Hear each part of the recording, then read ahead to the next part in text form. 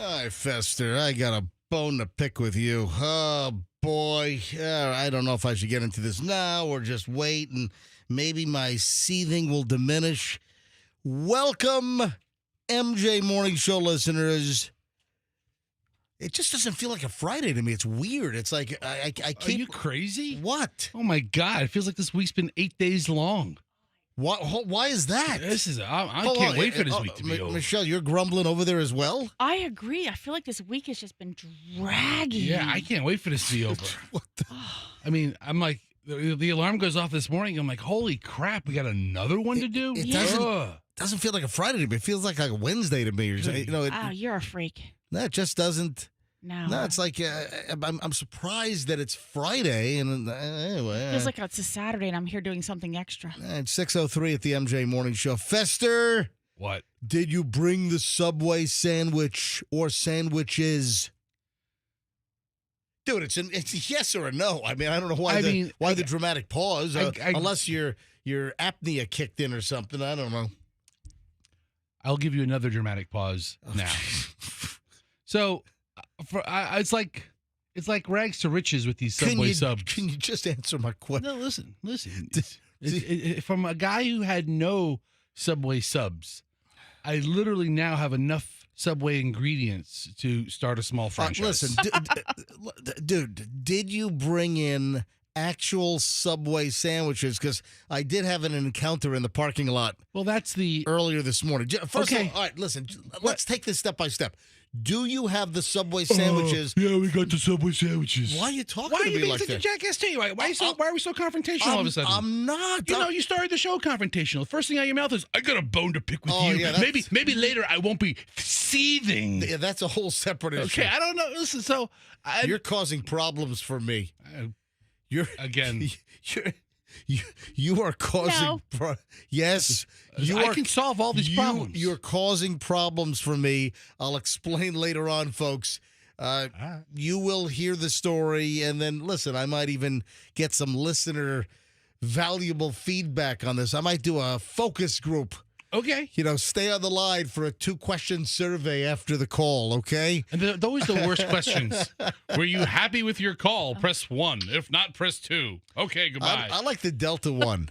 And Delta, when they have you hold on the line after you're calling the Delta reservation line or whatever.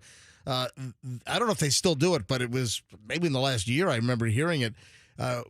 Please hold for a 1-question survey. And it's one question. It's like, would you hire the last person that you if you were a business owner or, would you hire the customer service agent that you just spoke with?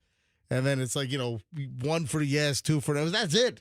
So they want to know if you were so thrilled with customer service at Delta, would you hire the person that just helped you? And you know what? I know that's a long-standing benchmark that even employers, just when they used to in the olden days, I hate to say, make the call. As in the new arena. Why don't you say it's a long-standing ice palace? It's a long-standing Amelie. Either one of those might work as easily, I guess. I don't know that either of us are going to get a whole sentence in today. Yeah, it sounds like it's like you did crack this morning. What have I done? You're coming in really hot. I don't know. I'm not coming in hot. You're coming in a little hot. What I was going to say is although we do have a sweeper that says coming in hot. We do? We do. Oh, you never heard that one? I mean, maybe I have. I don't really listen to sweepers around here. Hey, Andrew, let me know when you have it, or you can put it up on 23. So go ahead, Michelle.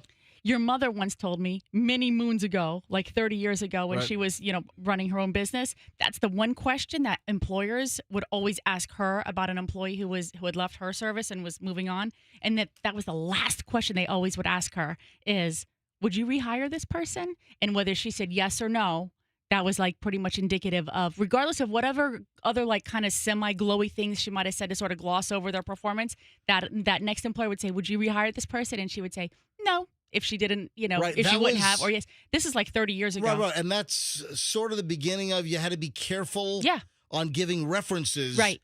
Because I'm trying to think of the time frame, but I remember that businesses had to be careful giving references or giving someone a negative reference. Right. When the new job called the old job, hey, I'm calling about, Peggy Sue. I heard she just got married.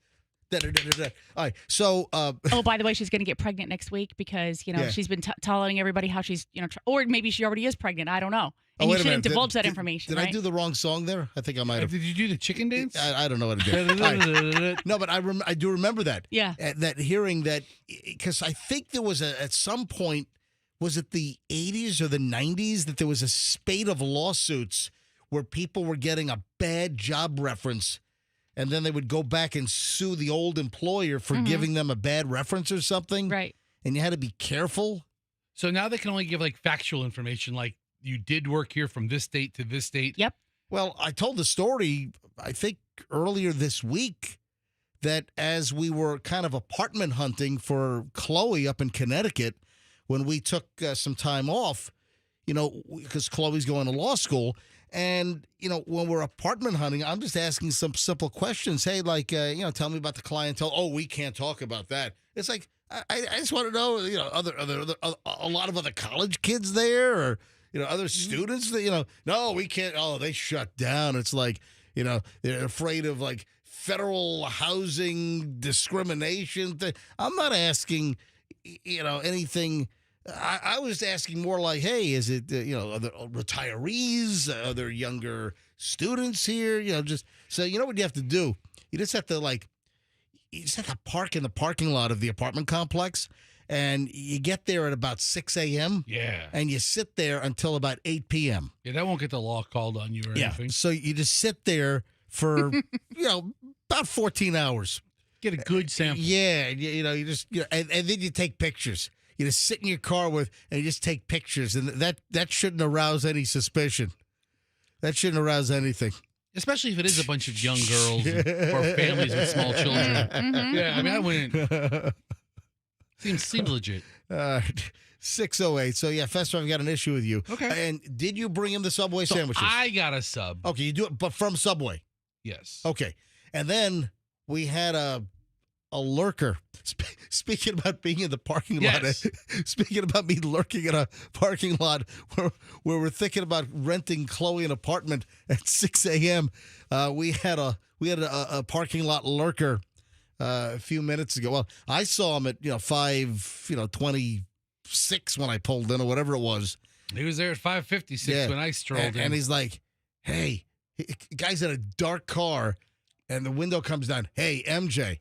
I suddenly grabbed from my 365, I'm like, what the hell?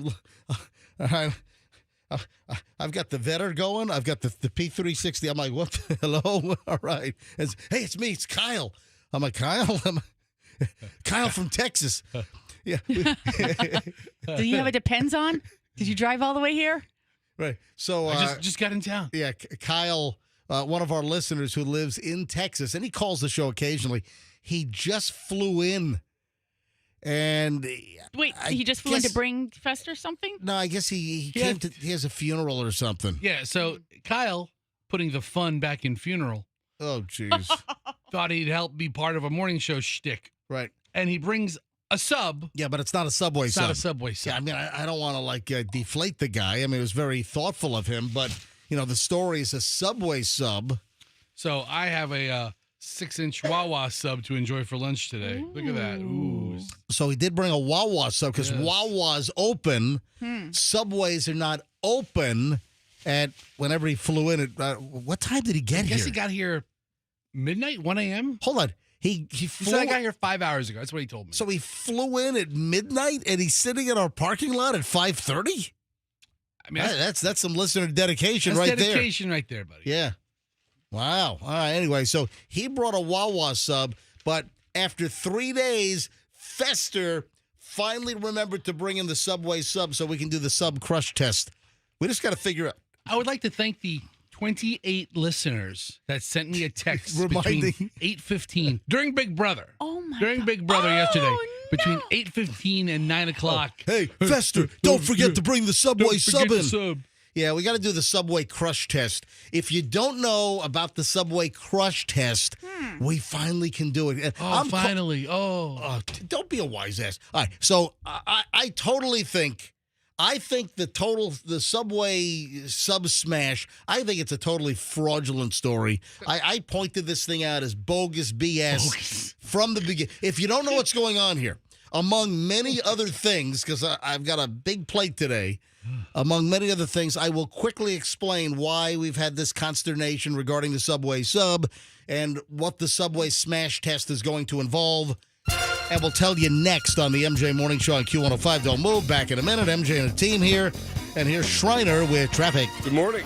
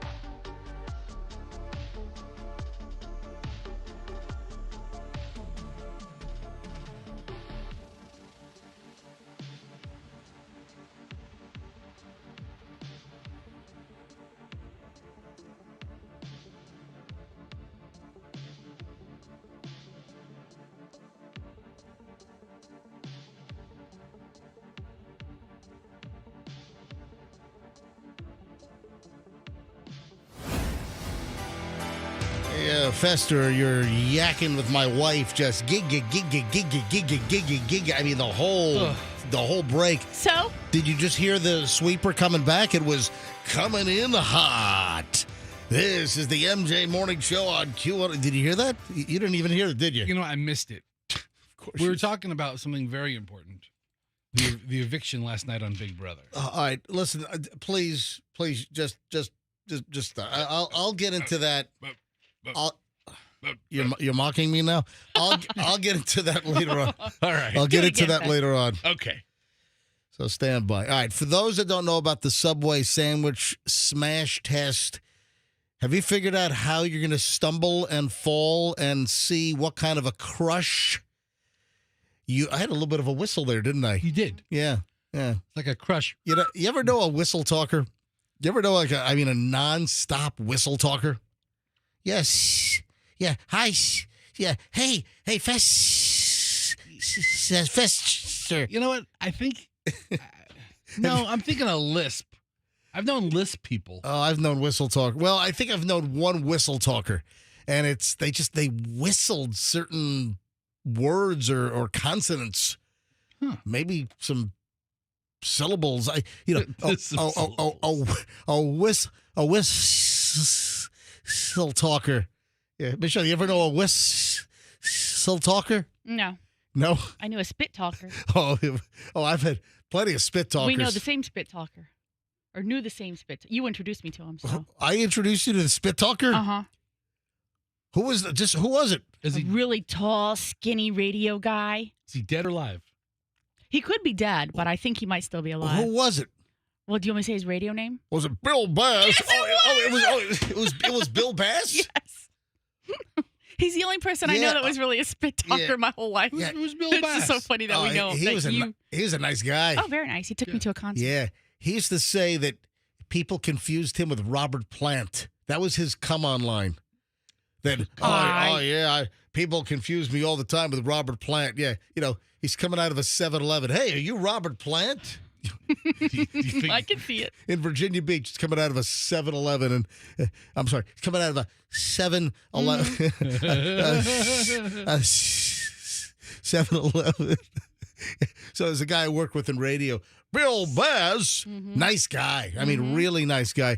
I have not talked to Bill Bass since 1989. It's been a long time. Yeah, I worked with Bill Bass at the Z104 WNVZ Norfolk Newport News, as well as WGH FM in Virginia Beach, Norfolk area. At 6:22, the Subway Smash is coming up, and 7 o'clock hour. I don't know, 7:30, 7:45. You know, I'm thinking. Yeah, we'll do it in the prime time. Okay. And for those that don't know what the Subway Smash is, there was a story. Just quickly, little recap. There was a story that started making some waves and went viral. And this woman shot a video, and I guess it was a TikTok video. All right. It popped up on my Instagram Reels. There's a lot of duplication, and because I don't do TikTok, you want to know why? No. It's a Chinese spy operation. All right. So you're a one-trick pony on this stuff, man. On a couple of things. So she claims, and she holds up a Subway sandwich, and it is smashed as thin as you can imagine. I mean, like a steak-em. It is steak-em thin. Yes. Like one, not a package, one freaking steak-em. That's how thin this sandwich is. And she claims that her husband tripped while walking with a Subway sandwich, fell on the sandwich, and suddenly it's like a steamroller ran over it. I'm like, get out. This is BS. So for 3 days now, Fester was supposed to bring in a Subway sub, and we determined that it looked like the Subway Italian sub, and then Fester's going to recreate this, fall on the sub. Fester's like 340 pounds or so. Yes. And we want to see if it flattens. And there's no way it's going to flatten it out like a steak-um. Well, you don't predict what the science is going to tell you later. Okay. So I should wait for the science. Yeah, don't form your hypotheses before we've done research. Wait for the science. Is that what you want? Science. I don't want you tainting the pool of potential of listeners and their judgment. What could happen? You don't know. Let's do the research first. You know what? They removed the chemical, but I'm wondering if there would have been any difference in the Subway Smash if Subway still had the yoga mat chemical in their bread. Remember that whole controversy? Remember that? Yeah, maybe it would have just like sprung back to its original baked form. I don't know. There was a controversy, some years ago, and 15 years ago, maybe 12, 15, about how Subway bread had some chemical that was also used in rubber yoga mats. Are those the mats that we always used to see, like women walking around in New York City with, the rolled up yoga mats, like tucked under their arm or, fastened to the back of their back or a backpack? All right, so the Subway sandwich test, we're going to see what kind of crush Fester can get out of the sandwich with a fall. And have you figured out how you're going to fall on this thing? I mean, I don't know if I want a side fall or you want to flop down, like belly flop on it. What about a butt fall? Also, I don't want you to break a hip or a bone. Yeah. I mean, you're a large guy and you're not getting any younger. I'm getting to that age where falls aren't the best idea. Yeah. However, or maybe I just want to, mount the sandwich from the top. I don't want to hear you. I don't want you mounting anything. I don't want to think about you mounting Jack. I mean, just kind of crawl on top and like on all fours and just do a flat squat, like right on top of it. All right, bottom line is what? Yeah. No, I'm thinking for Fester safety, do like a backwards somersault, like roll backwards on it, almost like a rolling pin. So that way your full weight is getting on it, but you're not like hitting the ground with any force. Oh, like a duck and roll? Yeah, but backwards. Oh, no, a tuck and roll. Yeah. Sorry. Tuck and roll. Yeah. No, I said it wrong. What are you apologizing for? Because I said for? yes, because I agreed with you, because that's what I was thinking you were sorry. saying. I confused duck and cover. This is well before my time. Duck and roll should be a phrase. Duck and roll? Yeah, because you do crouch down. You do duck. Mm-hmm. No, but duck and cover. Yeah, duck and cover was the old, when the school kids back, during the fear that the Cuban Missile Crisis, and with all the fear that we're going to get into a big nuclear war, and of course, if there was going to be an exchange of nuclear missiles between the United States and back then the Soviet Union, the USSR, of course, if it was going to happen during school hours, kids in third grade, if there was going to be a massive nuclear blast in your area from a Russian missile, getting under your little desk at school, that was really going to help things out. Do you remember the old duck and cover thing? Yeah. Right. Yeah, so I confused duck and cover with tuck and roll. And I We think got duck roll. You know what? Now I'm hungry for Chinese food. Hey, go to YouTube. Find me the duck and cover. They had a whole song. And this is before I was born. You know, I was born in 1966. And the whole duck and cover thing, I think, was it like late 50s?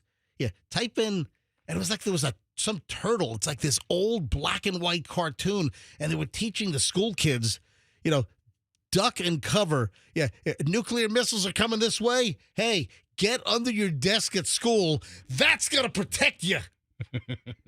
You little rugrats. Do you have it? Type in duck and cover. Yeah, right there. All right, just click right there. Is it Bert the Turtle? Here we go. Listen to this. No, go back to the beginning. Hang on.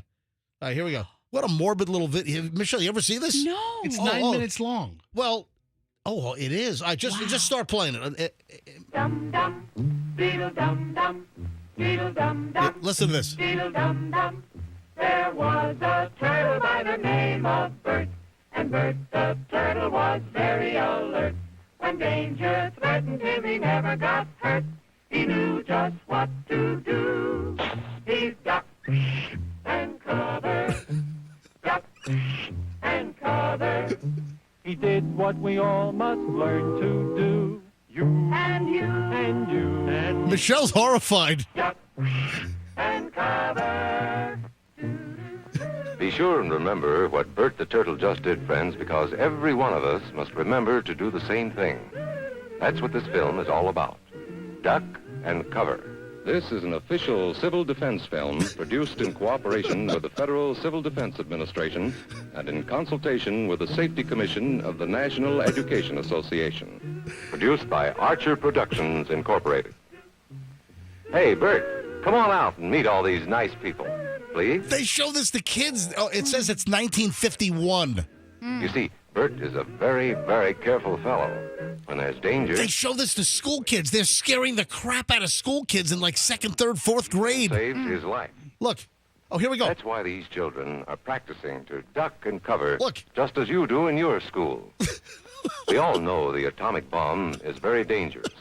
Since it may be used against us, we must get ready for it, just as we are ready for many other dangers that are around us all the time. Can you imagine they're scaring the bejesus out of these kids? And like getting under a little wooden desk Yeah. was going to really protect you if there was going to be a nuclear exchange with the Russians in 1951. Michelle, you never saw that? I never saw that. You know what? I've got a DVD at the house. I've got some DVDs you don't know about. No, not those. Wait, not right. that type. No, I've got there's like an old documentary called Atomic Cafe. I got to show you that. No. Yeah, there's a great old, and I think it includes this, and yeah. All right, look at this. Michelle learns something new every day on the MJ Morning Show. Look That's at a that. scary video. I know. Wow. Can you imagine if you were like in 3rd, 4th grade and you had to watch that, and you know How could it be scary? There's a cute little turtle on it. Well, that's just the thing. I love turtles. Well, that's what they tried to do. They tried to like have like this friendly, disarming turtle. Yeah. Oh, they have- don't burst the turtle. They have a simulated nuclear explosion. Oh, they do, and a nuclear winter and everything. Yes. And this black and white cartoon from 1951. Oh, there's the turtle ducking and cover. Yeah. And you know what the most important thing here is? I like turtles. Yeah, that's I like turtles. What is she rubbing on him? hang on, what? Now, you and I don't have Go shells. back. What was that? I don't It know. will be much safer. You know how bad sunburn can feel. Oh, The atomic bomb flash could burn you worse than a terrible sunburn. oh my God. Oh, okay. All right. I'm sorry. Just shut this off, please. Is this like morbid? It's disturbing. It's getting information to the kids. What do you think happens to you in an atomic blast? Oh man, Is it wrong? Sixth, man, I had no idea we'd be going into this morning. That's the thing. I can plan this whole damn show out, and I have no idea what little turtle holes we're going to be going down. I like turtles. All right, 6:32 at the MJ Morning Show. I'll tell you what I know is going to happen next. A great pile of morons in the news.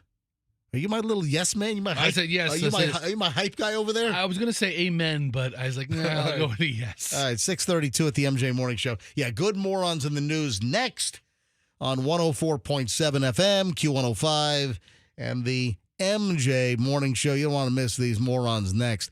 Let me tell you what else you don't want to miss. You don't want to miss the phone number for Plan B air conditioning when your AC breaks. Hey, we have a good chunk of time where the temperatures are going to suck. I mean, we're talking about the heat dome stuff, the humidity, the oppression. If your air conditioning just flops out, if your air conditioning fails when you need it most, when it's, 93 degrees outside, it feels like of 106, and you've got no air conditioning, you call Plan B Air Conditioning. Kenny. Hello, Newman. Kenny Newman and the team over at Plan B AC. They're going to get you up and running for a fair price. If you don't know squat about air conditioning and you're somewhat afraid, you don't want to be taken advantage of, if you want an honest air conditioning company that's going to shoot you straight, they're not going to try to sell you a new unit when they can fix it. And that happens all the time. Oh, yeah, ma'am, we can't fix it. It's gone. It's going to be about $6,000 for a new unit. And we get the stories that, Plan B Air Conditioning goes in and fixes it for hundreds instead of a new unit for thousands.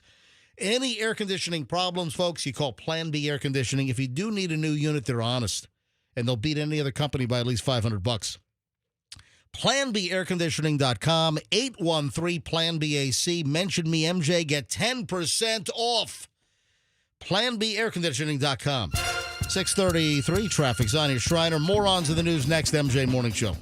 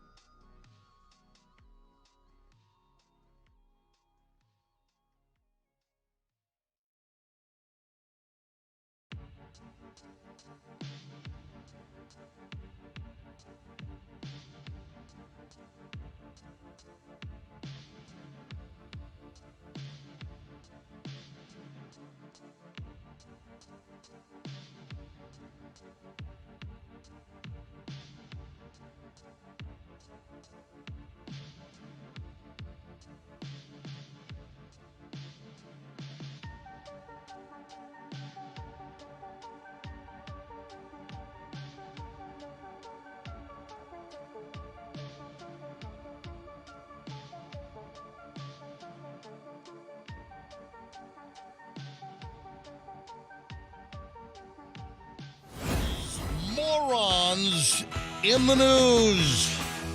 At MJ Fester Michelle 640. I got a great pile today. Let's start in Florida. We're going to be all over the country on Morons in the News. We'll start right here in Florida. We'll start up in the Villages. And, of course, it's another great story from the Villages News. How do you have a rollover crash with injuries on a golf cart path?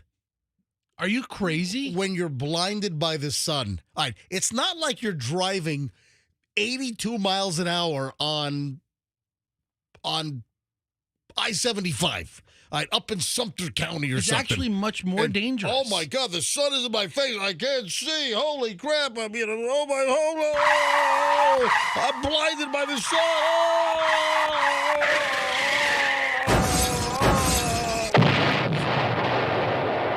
They hit a Wawa fuel truck, by the way. I can't believe you're being so obtuse about this. No, you're the one that's obtuse. No, I'm not. I'm more rounded. No, I'm just thinking about golf carts. You know, if it has that plexiglass windshield, if the sun hits it the right way, if you just drive a little bit off the track, what if it falls, drops off? Mm-hmm. I mean, All right. driving a golf cart, and they go super fast. Let me give you the details on this. I don't get it. The blinding morning sun Yeah, that's a real deal. is being blamed for a golf cart rollover crash in the Villages. A golf cart was traveling around 8 a.m. on Tuesday, earlier this week, southbound on a multimodal path along Buena Vista Boulevard and near Arnold Palmer Championship Golf Course. You know what? I've got a hankering for an Arnold Palmer right now. Does sound refreshing. I would like a nice, refreshing, chilled Arnold Palmer. Yeah. Yes. All right, so the point is, a driver attempted to pass a slower golf cart traveling about 10 miles an hour, according to the Sumter County Sheriff's Office. Really? So, and then oh my God, I'm blinded by the sun. Oh! You're telling me that you can't slow down from 10 miles an hour to avoid losing control because you're blinded by the sun? It's not like you're at a breakneck speed. No. The slowpoke was going 10 miles an hour. He wanted to go around him. Okay, they were passing him at 12. Okay. They weren't zipping around him at 58 miles an hour. No, but if they were going 25 or 30 miles an hour, that's pretty fast. Due to the sun's position, the driver of the golf cart could not see that the multimodal path split. The golf cart smashed into, like the curb at the fork in the road. And then as soon as it gets underneath your tires, it lifts you up, and before you know it, you're having a rollover. Rolled over. Injuries. Yeah. The golf cart driver refused help from EMS. I wasn't that hurt. Refused transport to the hospital. Really? Yeah. What a schmuck.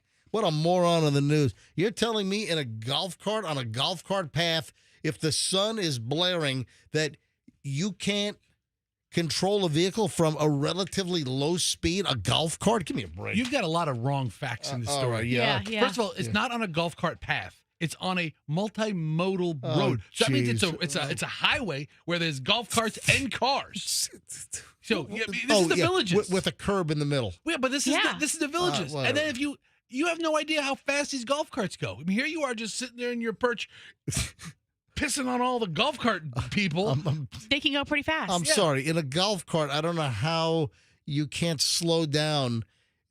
I don't know. If you don't see the curve, you don't slow down. Whatever. Anyway. Why don't you try that one? Yeah, I don't know if this qualifies as a moron in the news. Yeah. Our heart should go out to these old farts. That's a moron in the news. This is a great one. This is unbelievable. Let's go to Wilmington, North Carolina. This is nuts. The former owner of Edward Teach Brewing. So is that like one of those like brewery restaurants, like a micro brewery restaurant or something, or or is it like one of those breweries? Edward Teach Brewing. What the hell they do? I there? don't know. It's in North Carolina. Yeah, it's in Wilmington, North Carolina. So the former owner of this place has been arrested. Okay. Charged with assault. This is nuts. According to the Wilmington, North Carolina Police Department, 49-year-old Gary Scholar was arrested after assaulting an employee at a Longhorn Steakhouse. Oh, wow. The Wilmington police report says that Scholar was dining at Longhorn Steakhouse with his dog and feeding the dog from the table. Yeah, well. When an employee informed him that that's a health code violation. Scholar apparently started ripping this guy, the server, with obscenities and insults and threw the porcelain dinner plate at the server's head. Oh. Dear. Was there still my food on it? No, the dog ate all the food. The dog was done. But you know those white, like ceramic porcelain they're plates? Thick. Some of those can be thick and heavy. Yes. Yeah. But at the right angle, you could chuck it like a Frisbee. Holy crap. Smashed into the employee's head at Longhorn Steakhouse. All because he was said, sir, your dog is not. Why was the dog in there in the front? I understand, and I fully support a real service animal, somebody that needs a guide dog, a sight-impaired individual, a blind individual. Bring your dog anywhere. Bring it on an airplane. But, the whole, like, emotional support dog stuff or even somebody that, hey, I'm hungry, got the dog in the car. I'm going to stop at Longhorn. I'm not going to leave, the dog in the car. I'll just bring it in. Oh, and then I'll start feeding the dog gristle from the table. So the server says, sir, you can't do that. And he throws a plate, a heavy dinner plate. Can you imagine watching this? You're at Longhorn Steakhouse? I would love to watch this at a Longhorn. Oh, come on. I love dinner and a show. It's dinner and a show. Yeah. That's what it is. And who does this employee think they are? They work at a Longhorn Steakhouse in Wilmington, North Carolina. Let the guy feed his dog. Get him out. No. Yes. No, it is not right to feed your dog from the table. All you uppity, self-righteous Longhorn employees up there in North Carolina. All right, so the victim, was injured. The victim, they had called the police. They called fire and rescue. The victim, the server, didn't finish the shift because the server's taken out on a stretcher. Listen to this. Taken to a local regional medical center in Wilmington by EMS to treat him for serious injuries. The injury on the victim's scalp caused a hairline fracture to the skull, required 7 stitches. Oh. The warrant states the injuries required the alleged victim to also visit an urgent care twice for pain and headaches, then a second hospital visit for a CT scan. Yeah, we get it. The plate did some damage. And a visit to a neurologist for a CAT scan follow-up. All goes back to the fact that the employee should have kept their mouth shut and let the guy eat. No, there's no blame on the employee here. So Scholar was arrested back on August 7th after an investigation. What kind of investigation? This is cut and dried. Well, This guy took a dinner plate at Longhorn and winged it at the server's head. He was arrested August 7th. Investigation, I guess, ensued. He was given a $1,000 secured bond. Really? The law firm representing Edward Teach Brewery sent a statement to a local TV station detailing that Scholar transferred ownership of the brewery to a trust controlled by his sister, Amy, a month ago. The transfer occurred prior to the alleged incident occurring on July 23rd and was for business reasons unrelated to the alleged incident. Wow. That's a good thing, huh? Now it's in the trust. You can't get it. Wow. This is nuts. There's a big investigation here at the Wilmington Police Department. Now, the brewery that he used to own that was transferred into a trust, the brewery is now selling products for $2 with all the proceeds going to the Longhorn server, the victim. What? Wow. You want to hear the worst TV show ever? Wilmington, North Carolina, CSI. Looks like this guy made a mistake with his steak. There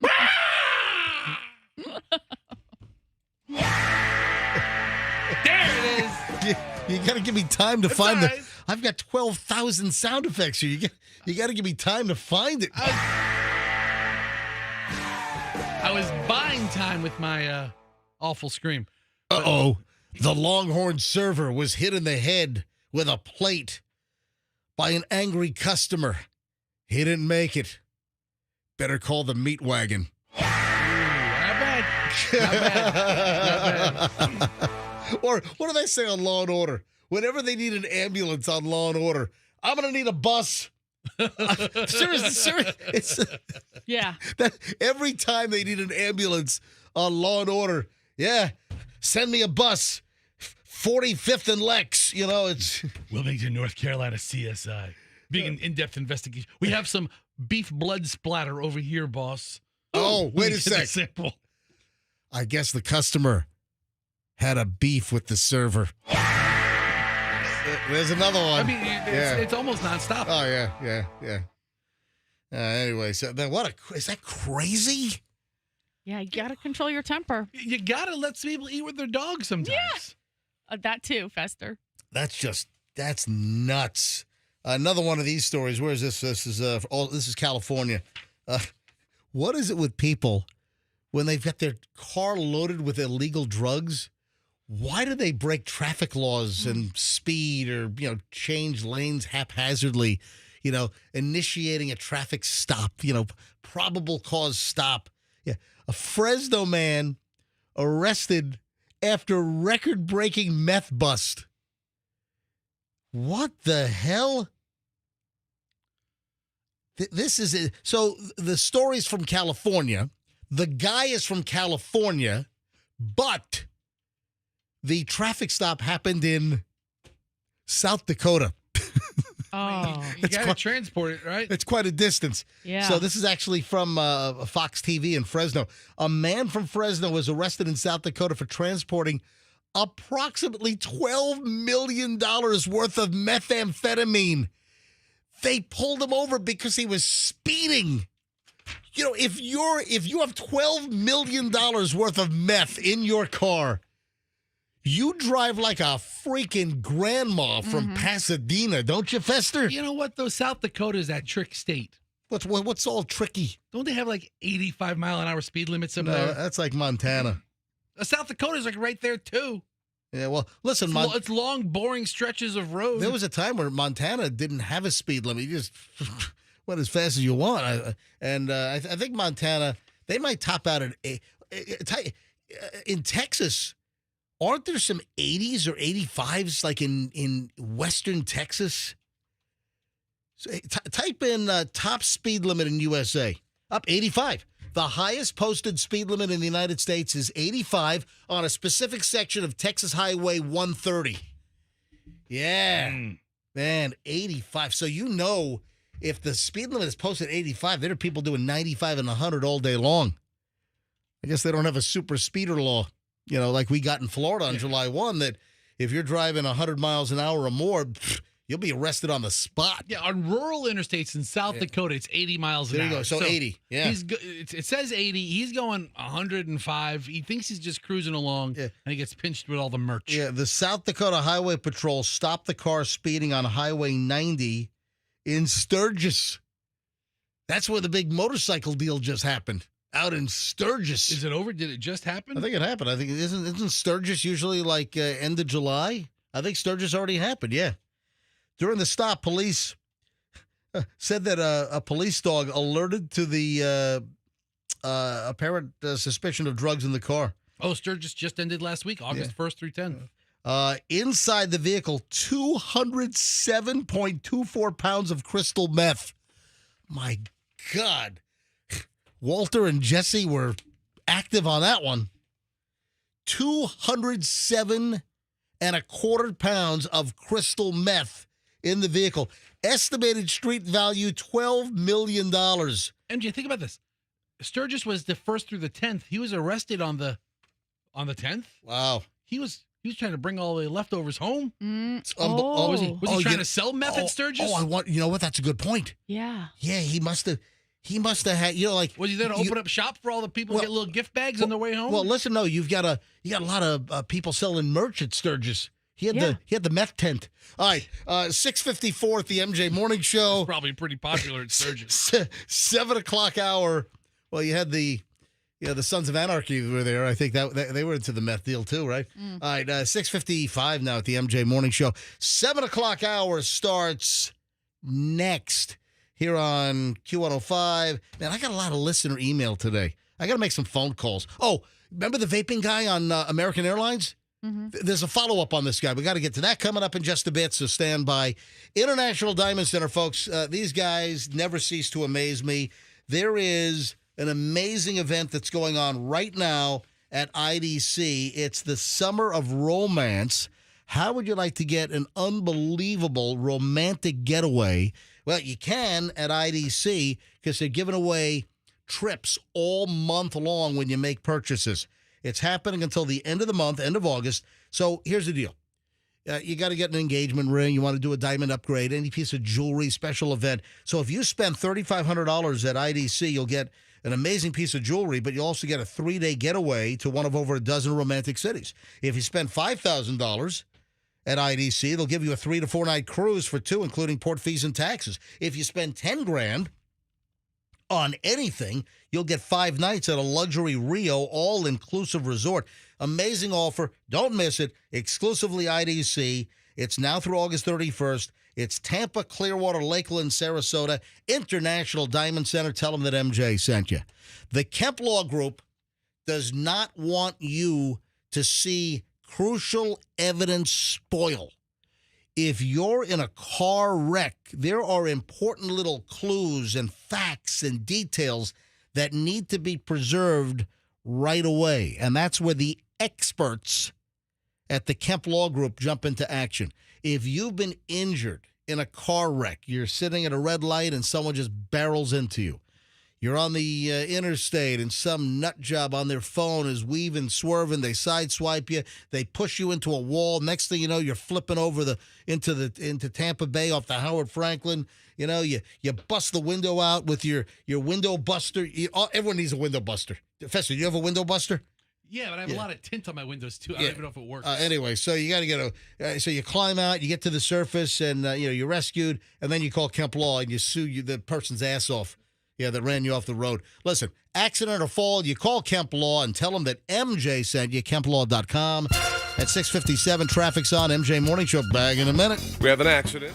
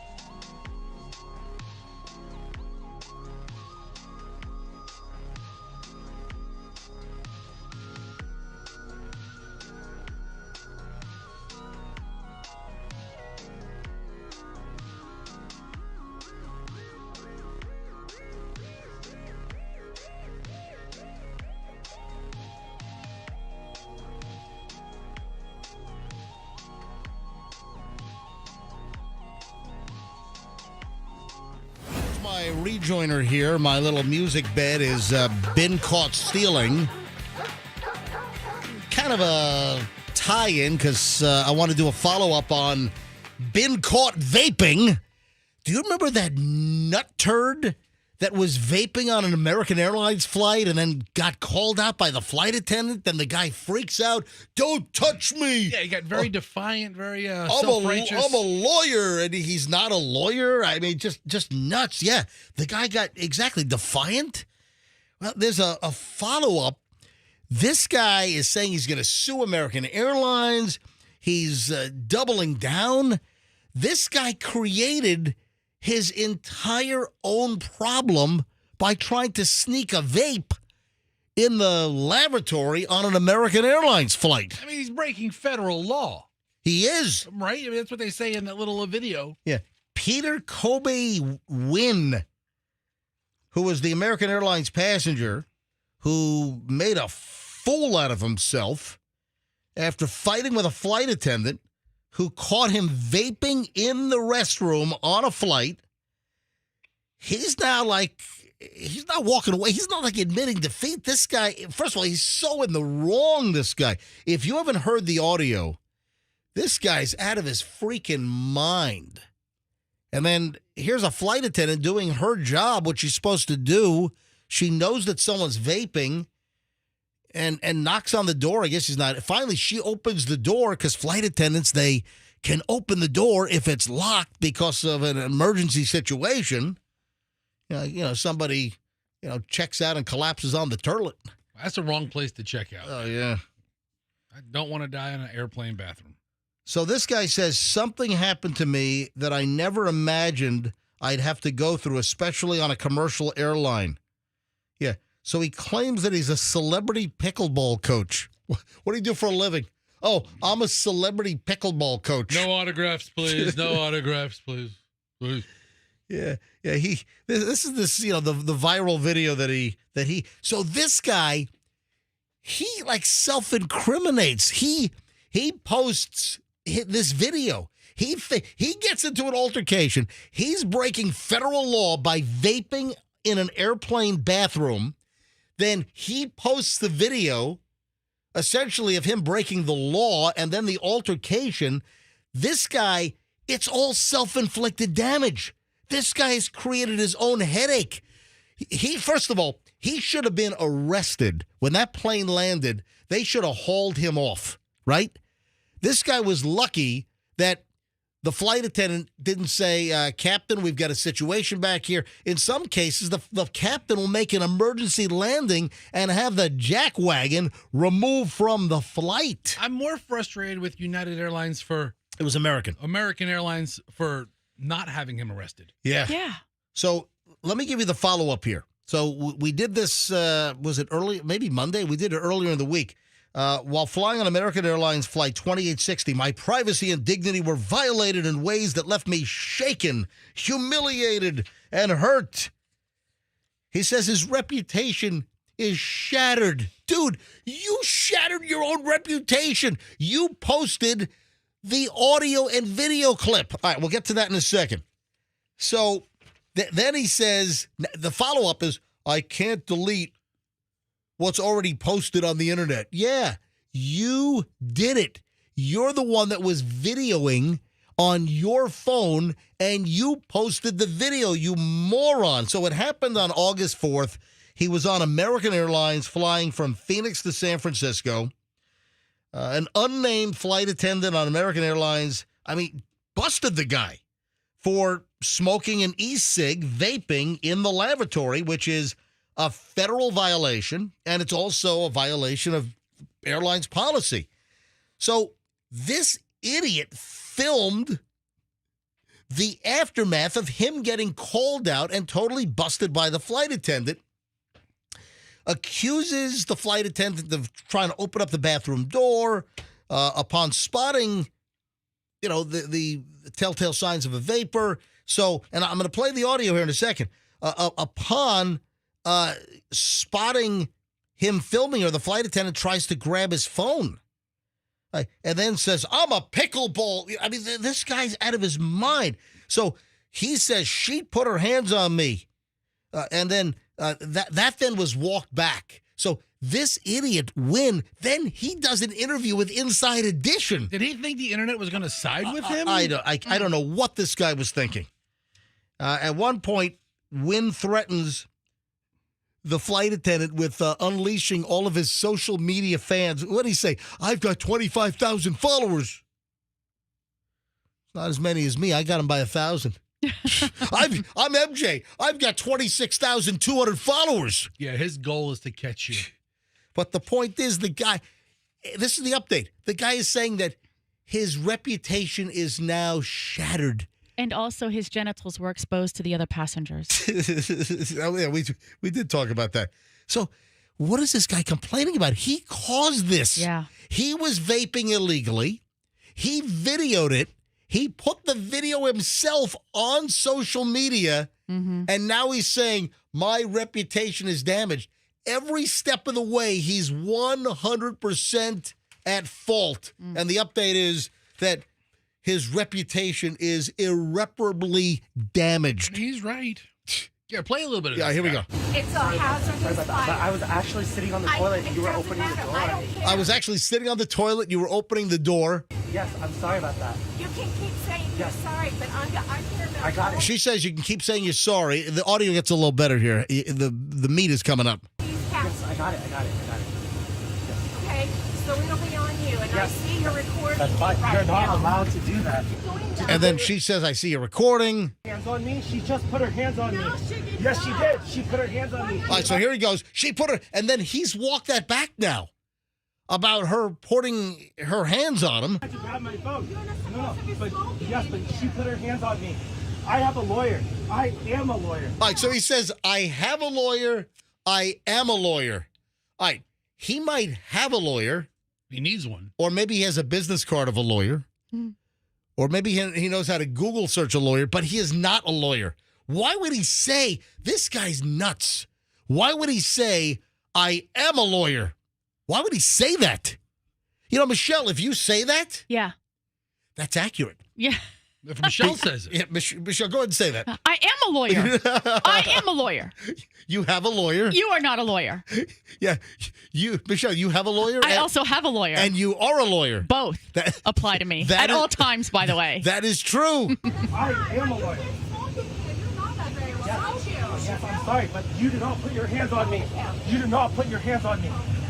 You do not put your hands on me. I have 25,000 followers.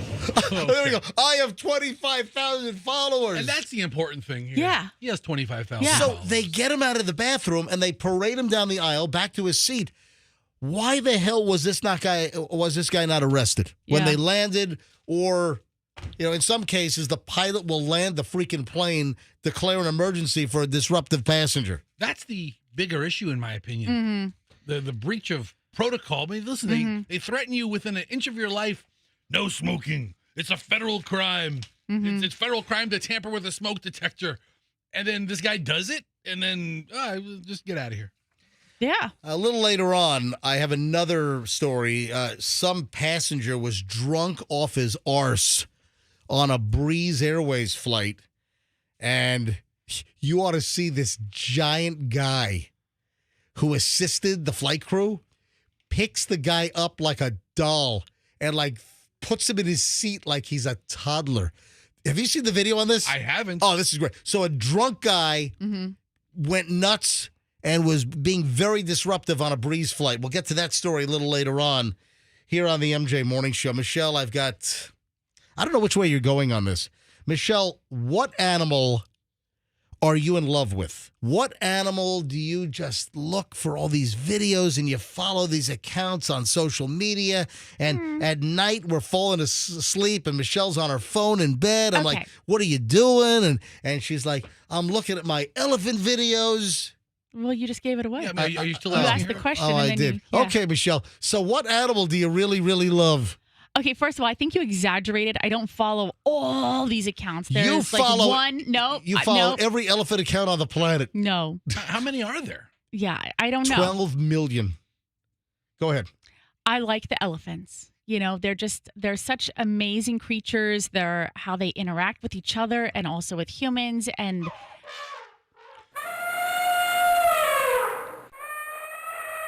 Michelle loves elephants. Some people like turtles. I like the turtles too. I do like turtles.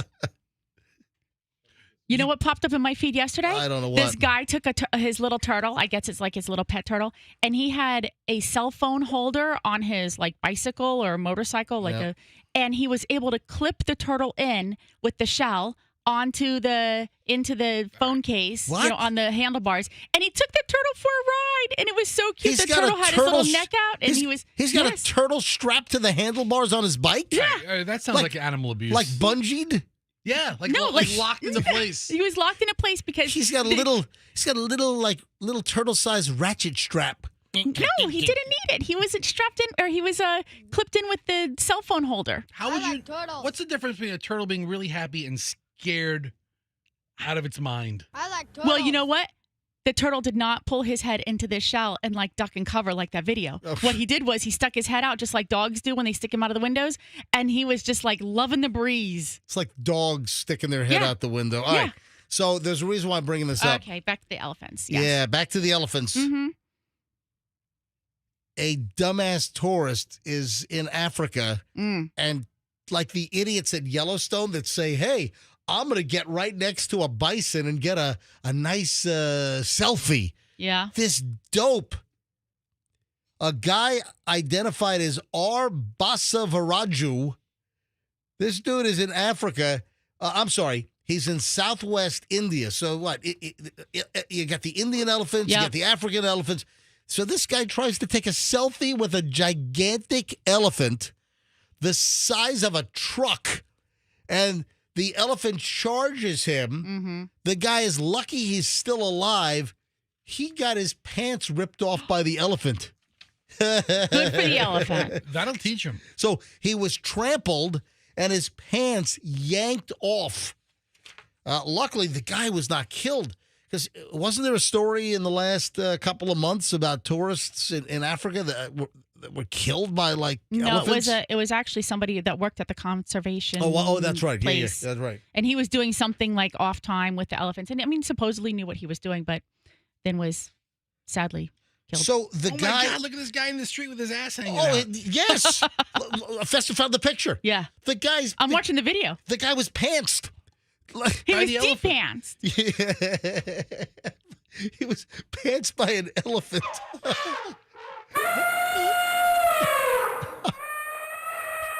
Why do these schmucks think that they can just walk up to wild animals and think they can take a selfie? So the elephant was pissed off. Mm-hmm. The elephant makes a move toward him. He starts running.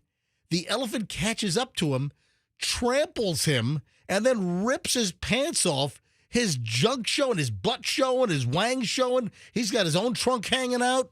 The elephant's Much smaller than the elephants, by the way. The elephant's like, pfft, Yeah. how do you drink out of that?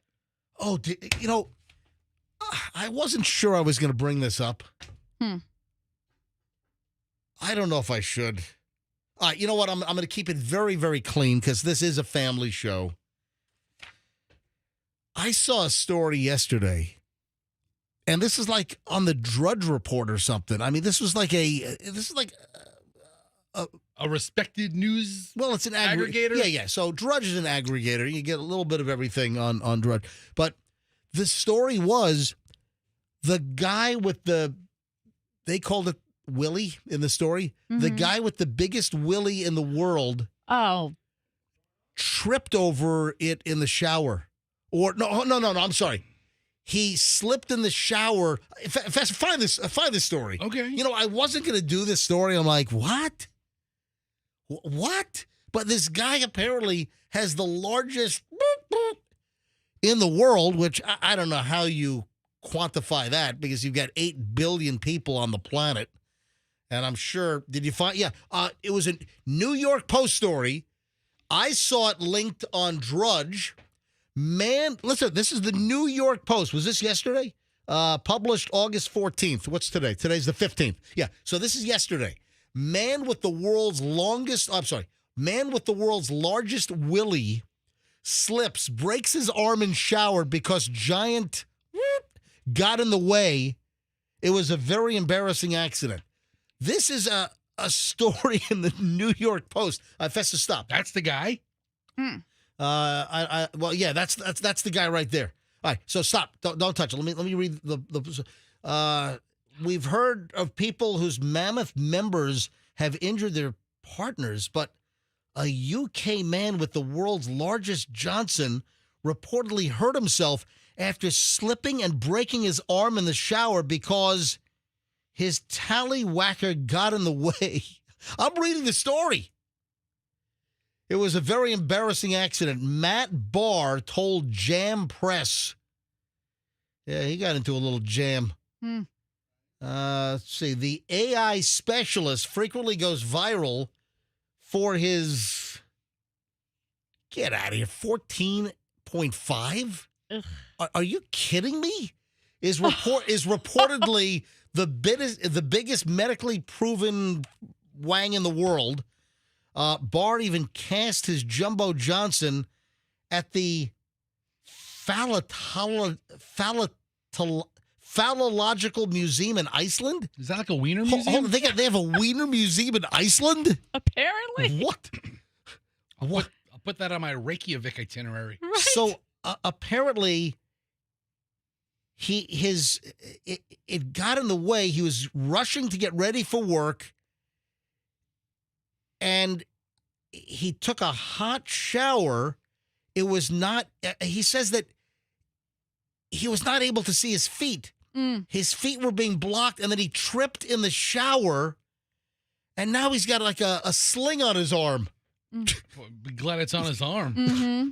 I mean, it could have been a lot worse. My God. He said that he slipped.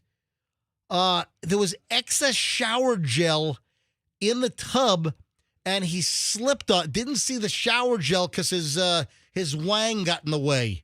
Are you kidding me? I mean, that guy can cause his own eclipse. He slipped on it, fell head first, cracked his shoulder, and now this schlongster is in a sling.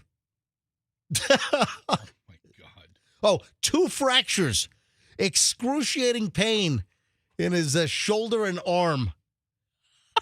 Michelle, what are you laughing at now? Michelle just found the display from his... At the museum? At the museum in Iceland. Are you serious? There's like a casting of it. Yeah, that's what I said. That It literally is a white cast, just like, a cast. like a broken arm cast? Yeah. Like I can sign my name on it? Oh, yeah. No, it's like the casts of George Washington's face. Yeah. Or like back Like a bust? like well, you know how they used to make ceramic casts of their. It's that. Yeah. Like a plaster cast. Yes. Plaster. It's a plaster penis. I mean, if it's accurate, it's, All right, that's insane. Come on, is this real? I mean, why do you have to tell this story? This guy's just looking for attention, is what it is. That's it. Well, maybe he's warning people. Warning them for what? Yeah, really, I don't need to worry about this at all. Apparently, there's all types of other medical conditions that go along with All this. right, I don't need to. Okay. I don't need any more detail Yeah, on it's this. like batting cleanup for the Yankees. I wasn't. Batter up. Yeah, right. Listen, I wasn't even going to do the story, and somehow I just kind of. And a big penis just intrigued you? Stop! No, So much. What are you saying, Michelle? Stop! I mean, Michelle, stop! I'm using the technical medical term. All right. I mean, you're the one busting out tallywhacker. Yeah. No, that's in the story. Oh, okay. That's All in the right. New York Post story. Oh, I'm sorry. The guy's this thing is so big, he slips in the shower because he didn't see excess shower gel. Give me a break. All right, 7:20 at the MJ Morning Show. It is a Friday. It just doesn't feel like a Friday to me. When we get back, we got a loaded segment because we go an hour and 20 minutes plus nonstop. No commercials, no interruptions. Over an hour and 20 minutes of nonstop content happens next on the MJ Morning Show. I've got a crazy set of stories from listeners that we got to get into. And I'm going to try to get... do you remember Lanky Lassie, who makes the shortbread in Dade City? Absolutely. They have a story about a delivery that came to their house that is insane. And she wrote me a whole email story on this thing, but I kind of want to try to get her on the air and see if she'll tell the story because it's nuts. Also, you know who's going to join us? Who? Chief Burkaw, TPD, regarding that street takeover with like the 200 dirt bike riders and e-bike riders where they were menacing motorists on Howard in Tampa. I mean, what a story. Have you seen the video on this? Hey, we got a lot to get to. We are loaded next on the MJ Morning Show on Q105, 104.7 FM. Don't move. Oh, you know what? I hate when I say don't move, and then I go into a Two College Brothers spot, because if you don't move, they're going to go out of business. Yeah, you got to move. Yeah, so you got to move, and if you're moving, you got to use Two College Brothers. All right, bottom line is, everyone needs a good mover if you're making a move. And listen, people move numerous times in their life. You're upgrading to a bigger condo. Maybe you're upgrading to a bigger house. Hey, maybe you're downsizing. Listen, if it's not you, it could be a neighbor. Could be a friend, a colleague, a relative. Could be one of your kids is moving. You need a mover you can trust. And that seal of approval comes from the MJ Morning Show. It's twocollegebrothers.com. If you're making a move, do not make the wrong move. Hire the moving company that's going to give you a great price. But most importantly, they're going to give you a solid move. Background check movers. They are highly trained. They're going to wrap all your furniture in those heavy, thick, moving blankets. They're going to treat it all like it's their own families. Mention me, MJ. They'll give you free moving boxes. For your next move or anyone you know, if they're moving, twocollegebrothers.com. Remember, it's got to be Two College Brothers. You got to have the brothers. twocollegebrothers.com, and tell them MJ sent you. Time at 7:23. We're back in minutes.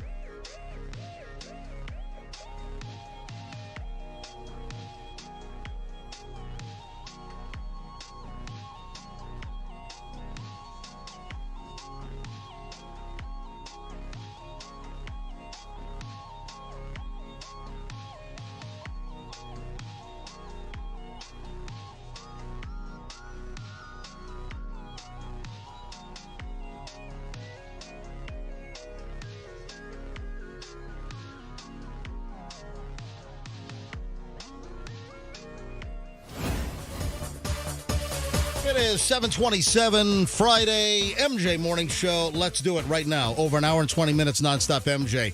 Hey, don't try to text Fester during the morning show this morning.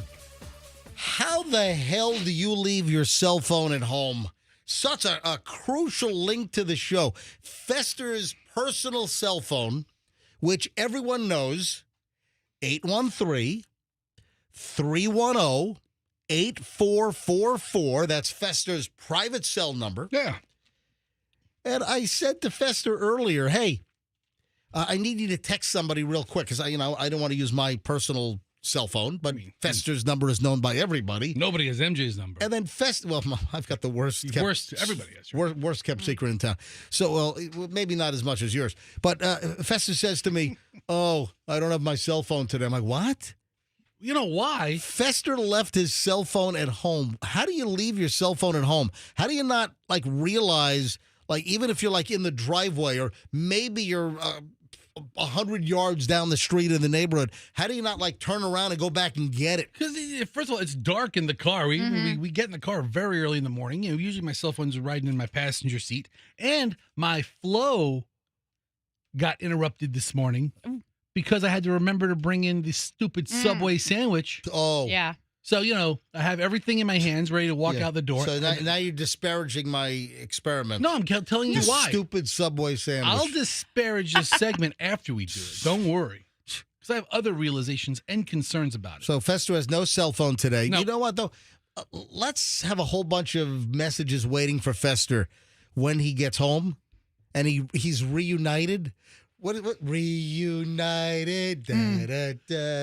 Will you answer each and every single one of the messages received, Fester? No, I just want. I try to get back to as many people as I can. I want our listeners just to text Fester right now and say, "Hey, dummy, why'd you leave your cell phone home?" Or whatever you want. It's a little wordy. I'll tell you right now, though, MJ, I get texts throughout the day. I mean, some days I'm pushing 200-300 texts just unsolicited. Wow. Yeah. It's incredible. Yeah.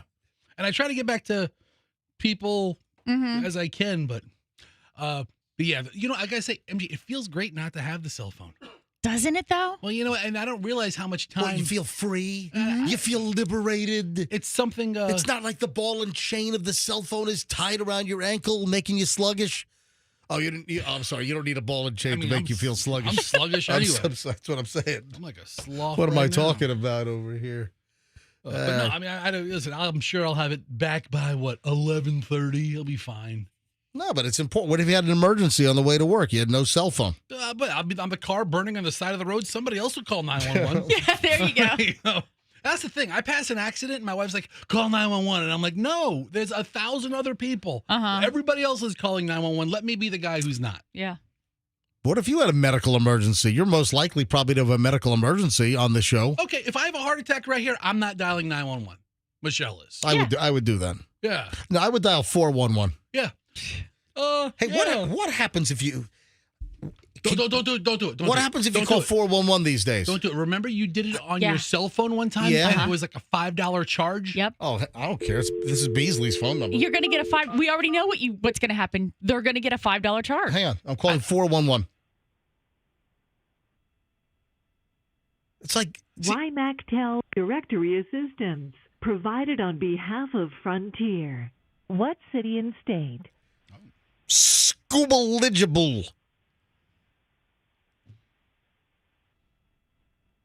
I'm sorry. Did you say scuba legible? Yes. Yes, I did. Exactly. Wow, that's really good. That's exactly what we said. Please speak up and clearly say only the city and state, or say toll free. Skunk crotch. What state? Utah. Let me transfer you to an operator. Oh, now we're getting a live person. I wanted the recording to say back skunk crotch to me. I'm really impressed with that AI to belt out Hey, that. guess what? Hey, if Fester has a medical emergency, Yeah. I'm not going to call 911. I'm going to call 811. Is that the one to call? You're supposed to call before you dig? Yeah. Is it 811 to Oh. make sure you don't hit a buried power cable I gotta bury or a gas line? Some fat guy just died. I got to bury All right, him. listen, 7:32 at the MJ Morning Show. Let me call Chief Burkall quickly. Lee Burkall, Chief of Police. Is his number 911? No, I have an 813 number. Okay. Hang on a minute. I want to call Chief Burkall because of the story that came out yesterday on these marauding bikers all over Howard Avenue. I mean, what a story. Chief? Good morning, MJ. Good morning, folks. Chief Burkall, TPD. What a story. So 200 estimated on bikes, scooters, e-bikes, motocross bikes, dirt bikes, did a street takeover about 7:25 on Wednesday night on Howard, just menacing other motorists. Chief, what can you tell us about this? I know there was some arrests. I've seen the crystal clear HD video from the TPD chopper. What can you tell us about this gang of bikers just really causing problems? Well, first of all, like you said, we estimated to be about 200 on 8/13 day, about 7:30 in the evening. And when they ride, they'll ride through an intersection. They won't stop for the stop signs. They won't stop for the red light. They'll ride on both sides of the road. So it's something that's menacing. It's complaints that we've received, and we take it seriously. If you recall, in the past, we've made arrests on these cases. In this case, we stopped, I think it was a dozen people. 4 arrests were made. Up to about half a dozen citations were issued. And, which we haven't announced yet, we're getting ready to make another arrest based on some leads that we've been able to develop. So this is something, obviously, that we're not going to tolerate. These are felony charges. 2 adults and 2 juveniles are facing felony charges of fleeing to elude, operating an unregistered vehicle, no valid license. You know, their vehicles are being impounded. So this is something we take seriously. Their lives are going to be changed after this, and they need to learn that this is something they're not going to get away with in Tampa. All right, a couple of questions. So Wednesday was 8/13, the 13th of August. So 813. Of course, our area code on the Tampa side is 813. So now, Chief, I'm sure your intel knows this. How do they organize? Is this done on social media? How do 200 e-bikers and motorbikers, how do they organize and meet here? And we're gonna, menace and we're gonna take over Howard Avenue in Tampa. How do they organize and get together? Yeah, social media is one aspect of it, and we have a real-time crime center that tries to stay in tune with all of those informations. And then if you watch our video that we posted, our air service does an outstanding job coordinating them. We actually were able to make the arrest downtown at Ashley and Cass. Oh, wow. There was one piece of video where one of the bikers fleeing and eluding law enforcement, and they hid like under a tree, but they couldn't hide from the eye in the sky. No. Nope, we have the heat thermal camera on there. Yeah. And, that's what we got to do. We're not going to tolerate this in Tampa, and it's clear based on our history that if you're going to do this in Tampa, you're going to get charged and face felony charges. I remember, Michelle, you'll remember this, so we saw it numerous times.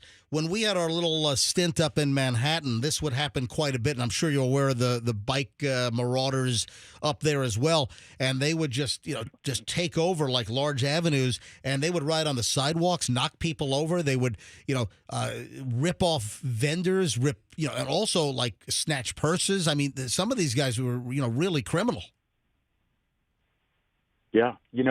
One thing we're doing, enhancing our air service, is we're adding drones, and it's going to be even much more difficult for them to get away from the drones. When was the last time? So we had this big event with an estimated 200 menacing bikes on Wednesday. When's the last time that there was any significant issue like this with a whole bunch of these disruptors? I'm trying to think off the top of my head. About 6 months ago. Yep. and it was downtown too. And in that case, our air service assisted, and we made arrest in that case as well. All right. So listen, the warning's out. Obviously you can't get all 200, but you have a bunch of arrests. You just broke the news that you have another impending arrest that should happen soon.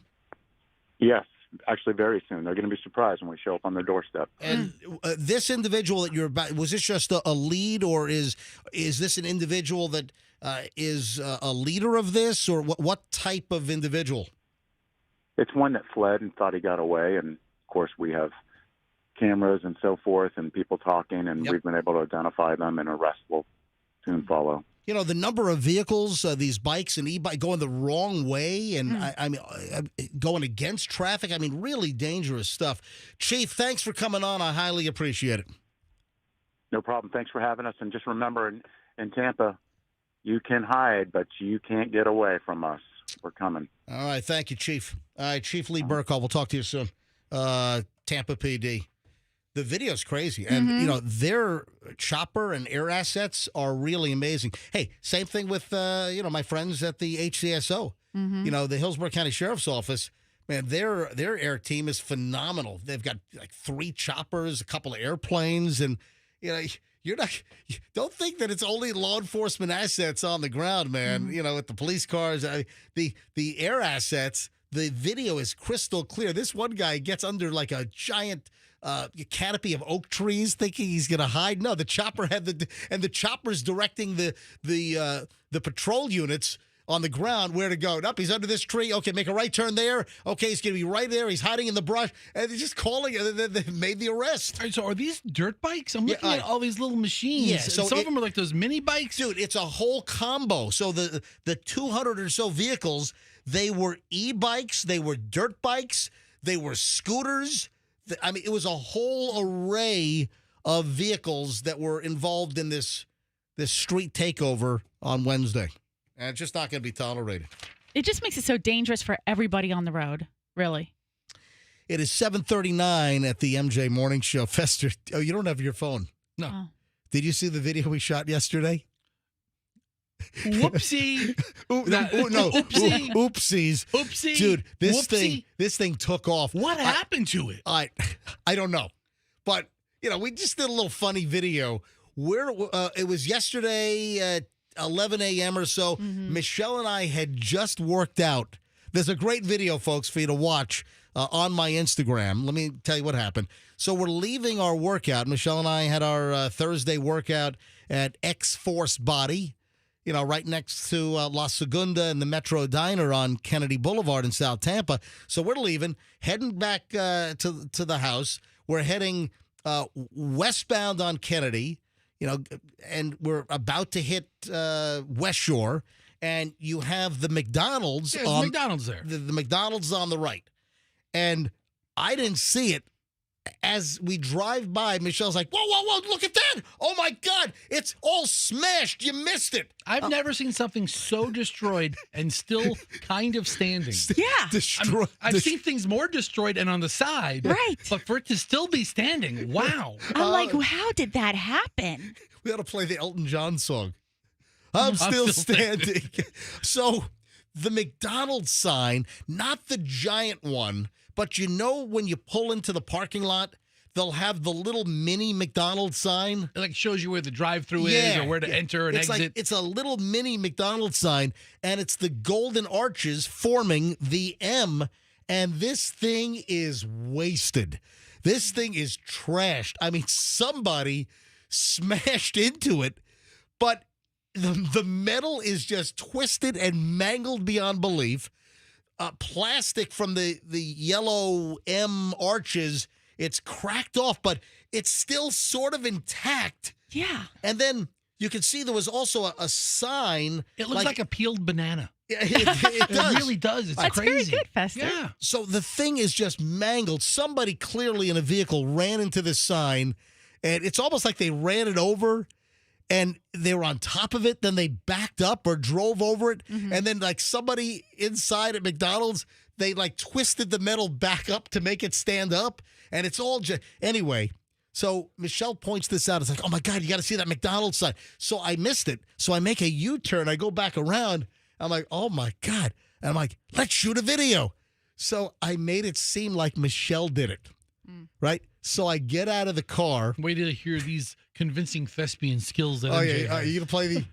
I mean, if you want to, we can. Yeah. So I posted the video. It's on my Instagram, Certified MJ Radio. That's Certified MJ Radio. And then I captioned it with, Michelle did what? And then the thumbnail is of the mangled sign. And then... and the people are like, Michelle didn't do that. Well, look at my caption. And I'll describe that in just a second. I love how seriously people take this. I know. It's like, folks, man, we're a comedic morning show. Don't take everything I do seriously. All right, so reset it. I want to play the audio. Here we go. And you got to unmute it. Ready? And go. Here we go. Hey, it's MJ from the MJ Morning Show, Q105 Tampa Bay, 104.7 FM. Holy crap. Leaving the McDonald's drive-thru, Michelle jumped the curb, smashed into the sign, obliterated it. Up. I'm smashing it. Oh, my, let's go talk to Michelle. Oh, my God. So now we're running across the parking lot where she's parked on the side. Michelle, what the hell did you just do? Oopsies. Then That's it. And then it just cuts off there. Oopsies. And Michelle didn't really smash it over. Can you see the caption? Go to my caption. Oh, yeah. So it says, the caption, MJ Morning Show on 104.7 FM, Q105 Tampa Bay. And then I have, not to be taken seriously. Please don't grimace.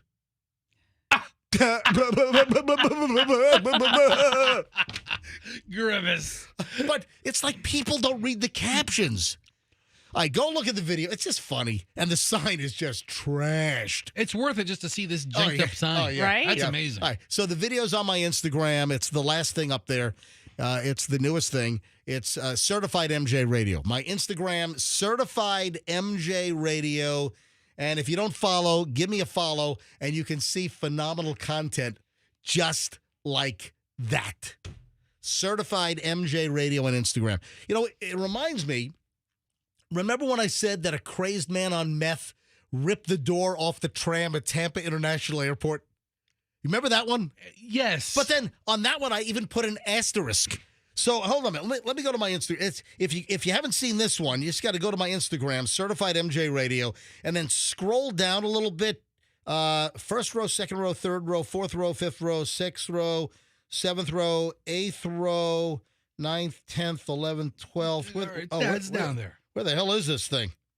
How far down is this thing? Quite a ways, apparently. Hang on a minute. No, it should be. Where the hell? How long ago was that? That thing's got a crazy. Where the hell is that? I'm trying to find it. It's. Here you go. What day is this? Do you have the date? Where'd you find? Oh, I found it. All right. So this was 14 weeks ago. All right. So that long ago? Mm-hmm. So I shot a video. The tram was broken. I was coming back from like Fort Lauderdale, seeing my dad on Spirit, and I come back, and the tram's not working, and both sides. So one tram is being replaced, and the other one was out of service. So they're making people walk the whole distance from the airside all the way to the terminal. No big deal. I don't care. I walk 30 miles a week, so I don't care. So but when I exit, the tram is stopped, and the door is ripped off. You don't see that every day. And the door is just leaning against the railing, and there's like service tech. And I'm like, I just made it up. I wrote the caption, man on meth rips door off tram at Tampa Airport. But then there's an asterisk. And if you look at the asterisk, and you look at the captioning, yeah, the asterisk was totally fake. What I say? Headline might be slightly embellished for comedic. Yeah. So yeah. And view count purposes. That's what I did. Asterisk. Headline might be slightly embellished for comedic and view count purposes. Totally fake news. Just much funnier than a regular maintenance issue. Always look for the asterisk and small print. Based on a 740 credit score or higher. So then I also added that. All right. But people are like attacking me. You liar. That didn't happen. Why are you making crap up? And then other people are like, oh my God. Yeah, I had an uncle on meth. And then, then they're like, saying, oh, I had a terrible situation. Anyway, that thing's got, it's like crazy number of views. Let me see what I have on that now. That has like 300,000 views on that one. That's crazy. All right, 7:47 at the MJ Morning Show. So my Instagram, I think, is a good follow. Certified MJ Radio. If you don't follow me, give it. All right, I want to call Lanky Lassie. The shortcake lady? Yeah, so Lanky Lassie, shortbread. Shortbread. So she has a shortbread store, and she bakes, and she's got all these shortbread, sweets and everything. And she's got a cute little store in downtown Dade City, in Pasco.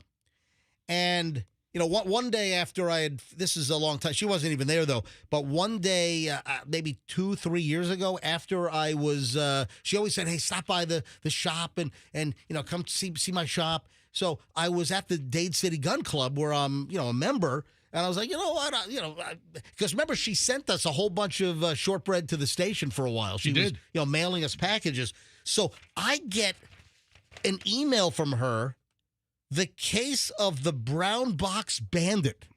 Mm. All right, folks, she sends me a 3-page story, and I'm like, it's like I'm reading a Clive Cussler novel over here. I'm like, oh my, it's a page turner. So instead of, it's 3 pages long. All right, so instead of reading this thing, I thought I'd get her on the phone. Now, Fester, you did call her during the break, and she's available? I spoke to her, and she said, give her a call. All right. At the cell number. 813-713. All right. Calling Lanky Lassie. Michelle, you're not going to believe this story. A package shows up at their house, and it's crazy. We're sorry. You must first dial. Oh, the damn ones. I meant to tell you something. You got to dial a 1. All right, thank you. Thank you so much. I knew there's something I was going to tell you. Thanks for wasting all of the listeners. Just wasted 20 seconds. You know what? I can't get that back, and neither can our listeners. All right, now it's ringing correctly. Yeah, some 813s you got to dial a 1, some you don't. I don't know. It's like a time bomb. It's like a trap. Hello. Is this Lanky Lassie? This is she. How are y'all doing? We're doing well. All right. So you sent me this story. I'm like, wow, this is a good story. All right. Can you, as concisely as possible, can you tell the story and don't leave out any of the important elements that you put in your 3-page email?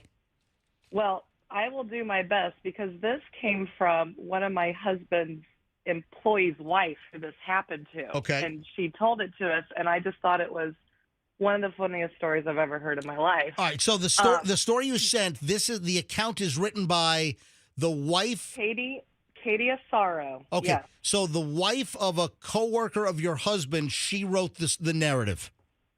Yes, my husband's employee's wife.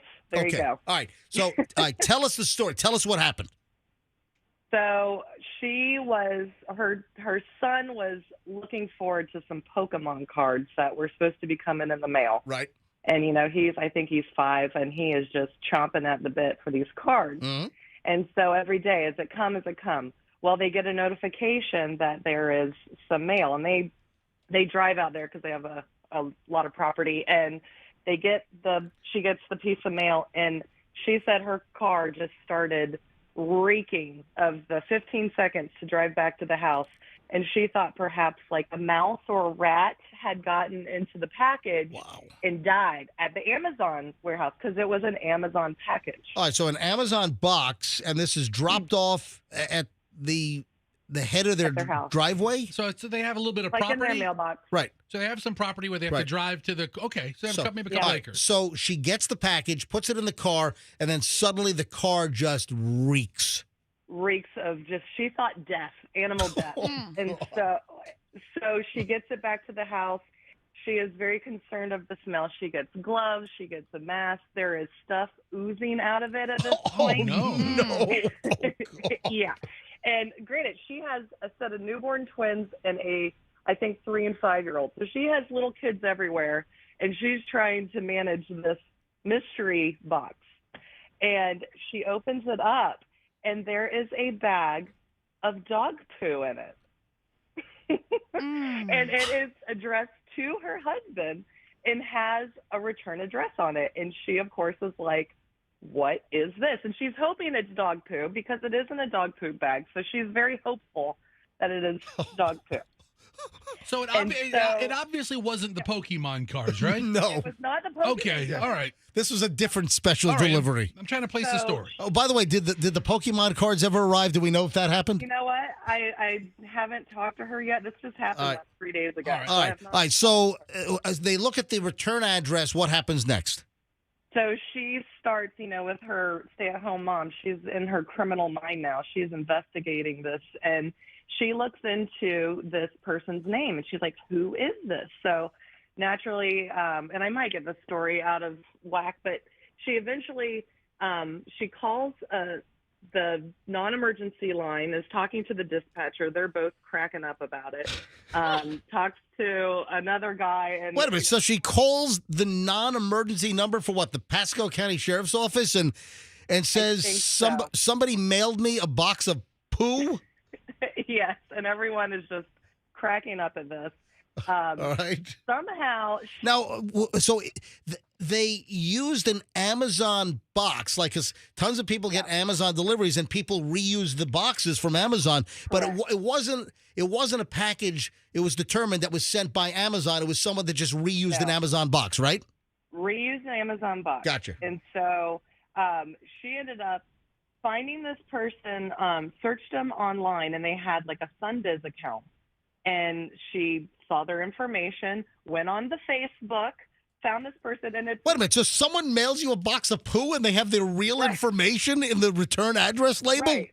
So she's like, what in the world? So she goes on Facebook. The woman that she saw on there had like a Jesus Loves All t-shirt on. And Okay. she's like, you know what? If I'm going to mail somebody a box of poo, I'm not using my real name. And Schnit would be pretty funny. But I would use like lip shits or something, you know? Right. Right. Anything. So Edgar Lip Shits. All right, go ahead. Yeah. So she looked online and then she called, but she just kept digging and she was just so into this. And she ended up asking her husband, like, do you know this person's name? Because he works for my husband's electric company. And so they went on the database to see if there was anyone that was, on there with that name. And there wasn't. Well, the woman that she ended up finding her phone number and calling was like, is this a prank? What is going on? And she said she started having these packages sent to her where the postal service person was asking for money. Like, you need to pay for these packages. She's like, these aren't even my packages. Right. And so, all right. So what is the culmination? What actually happened? So the mystery was solved. The mystery was solved. So Yeah, what was it? So that woman had a dispute with someone on eBay for a product that she bought, and Katie's husband bought a drill bit for his drill that didn't fit, and so he requested a refund, and the eBay seller was like, well, I'll give you a partial refund, and you don't need to return the item. Lo and behold, this eBay seller gets really angry when stuff like this happens, so he put the woman's return address as the sender's address and shipped poop to my husband's employee's wife. There you go. Look at he that. was angry. So it all comes down to an angry eBay seller that didn't like that the customer wanted a refund, and then that's how you exact revenge. Is then you spend you spend additional money on postage to send the buyer a box of poo. Yeah. But use an erroneous return address. Yeah, exactly. So who was he seeking the revenge on? The person who was receiving the poo? Did it to both. Yeah, to both. So right. So this was. They both were eBay buyers of. This is a psychotic eBay seller that if you have any issue, they're going to mail you poop. I mean, this is crazy. Yeah. So I think it's kind of genius in a very weird way. But they're just, you know what this shows? There are just psychos out there. Oh yeah. I can certainly see the genius in this maniacal plan. I mean, you wait to get two addresses. You hate both people. Right. What the right. hell? And And Katie said the saddest part when I opened the box, my son looked at me and said, "Mommy, that's definitely not my Pokemon card." No, it's the Poopymon card. I was going to say that. Yeah, the Poopymon card. Hey, look, your Poopymon cards arrived. Yeah, so that's the way the cookie crumbles. So Lassie, where did it get scanned in? Like the postal service? I think it was USPS. Yeah, but didn't the USPS, if it stunk up your husband's employee's wife's vehicle, if it stunk up her car, the 15-second drive from the mailbox to the house, can you imagine that thing sitting in the back of a U.S. Postal Service truck for hours? Oh. What was the delivery person thinking? Who knows? All right. Lanky Lassie, thank you. How are things at the Lanky Lassie's shortbread store up in Dade City? Oh, they're crazy business. We've been traveling at the Scottish Highland Games, and now we're just into our shipping and craziness of school starting. So right. Sounds good. So, folks, go visit Lanky Lassie Shortbread right on Meridian Avenue in Dade City. All right, Lanky, great to talk to you. You too, thanks. All right, bye-bye. All right. What a story. I mean, just the psychos, Michelle, that are out there that if you twist them the wrong way, the effort to exact their form of revenge, it's... How do you even think of that? I don't... I mean, I just don't even know where a brain goes to, like, what can I do to get back on these two Not only buyers? do you mail them poop, but you use the return address of somebody else you're not crazy about. It's diabolical. All right, Fester, we got to do the Subway smash. We do. Yeah, we ought to do that right now. Okay. All right, so how you going to do this? Have you figured this out? And then I have a surprise for you. So after we smash the sub, let's just do this quickly. I'm going to do a 10-second setup. I want to get... Whoa. What? You can't... What? You bitched about, we need this sub just to give it a 10-second setup and do me quick. Because I'm tired of this now. I was tired of this the second you said it. But here we are, 3 days later, wasting all this radio real estate talking about how we need to get a sub. All right, here we go. Let me tell you what's going on. We're going to do this right now. It is 7:59. This has got to be the feature of today's show. Fine. It's the okay. Are you happy? Ladies and gentlemen, now, hey, would you like some fanfare? No, but you're the one that's building this damn thing up. All right, here's some fanfare for you, Fester.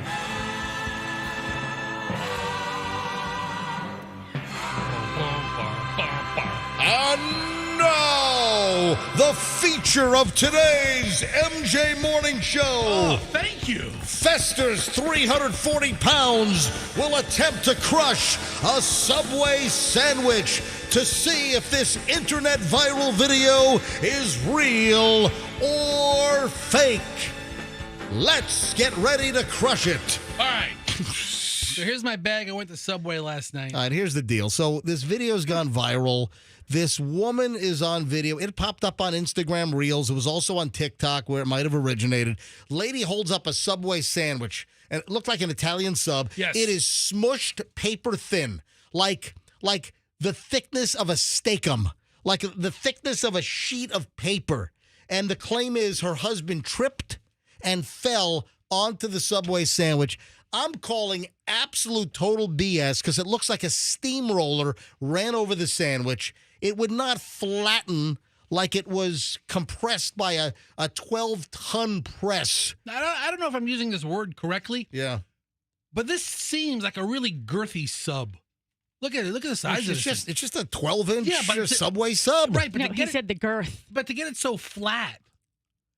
Yeah. I have scientific questions. I'm telling you right now that this video is such BS. There was no way that sub, and if you look this up, you can just look for, if you want to Google it, I would imagine just Google husband falls on Subway sub and flattens it. I'm sure the video will pop up on your Google search. It's a lot of search terms. Look at that.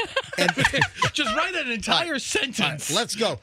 Let's squash the sub. How are you even going to do this? I told you figure it out. You're 342 pounds. You figure out how you're going to fall on this thing. All right, hold on. Should I lay on it? Should I lay on the counter? What if I break the counter? Yeah, but the first thing, well, do it. Hey, Andrew, if you take the wide camera, maybe over on the side of I'll move the chair over here out of the way. Yeah, move the chair. Hang on, move this. I'll move that chair. So you're walking with the sub. What's this? Is this an important machine? Well, yeah. Don't break anything in the studio, even though we're about to move to our brand new studio. All right, turn that microphone on. All right, look, I got an idea. All right, what are you gonna do? All right, so this is the sub. Right. Right. Yeah. I have it on the counter here. Okay. And I want to be sure we get a good camera angle on it. Andrew, can you see me okay in camera 4? Hold on. No, Andrew cannot see it. You can't see the counter. No, you can't see the counter. Son of a, we really didn't think this through. Yeah, this studio's well. Listen, we're moving into a much better studio, but in the new studio, I can't do damaging shenanigans. Like we can trash this place because this whole room's getting demolished. In fact, I'm gonna last day on the year. I'm gonna sledgehammer this place. I'm gonna take us off the air. I don't know if that's a good idea.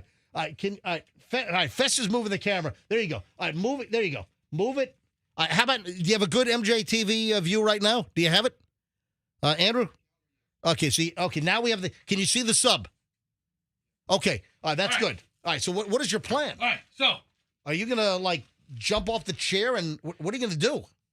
I think I need to belly flop the counter.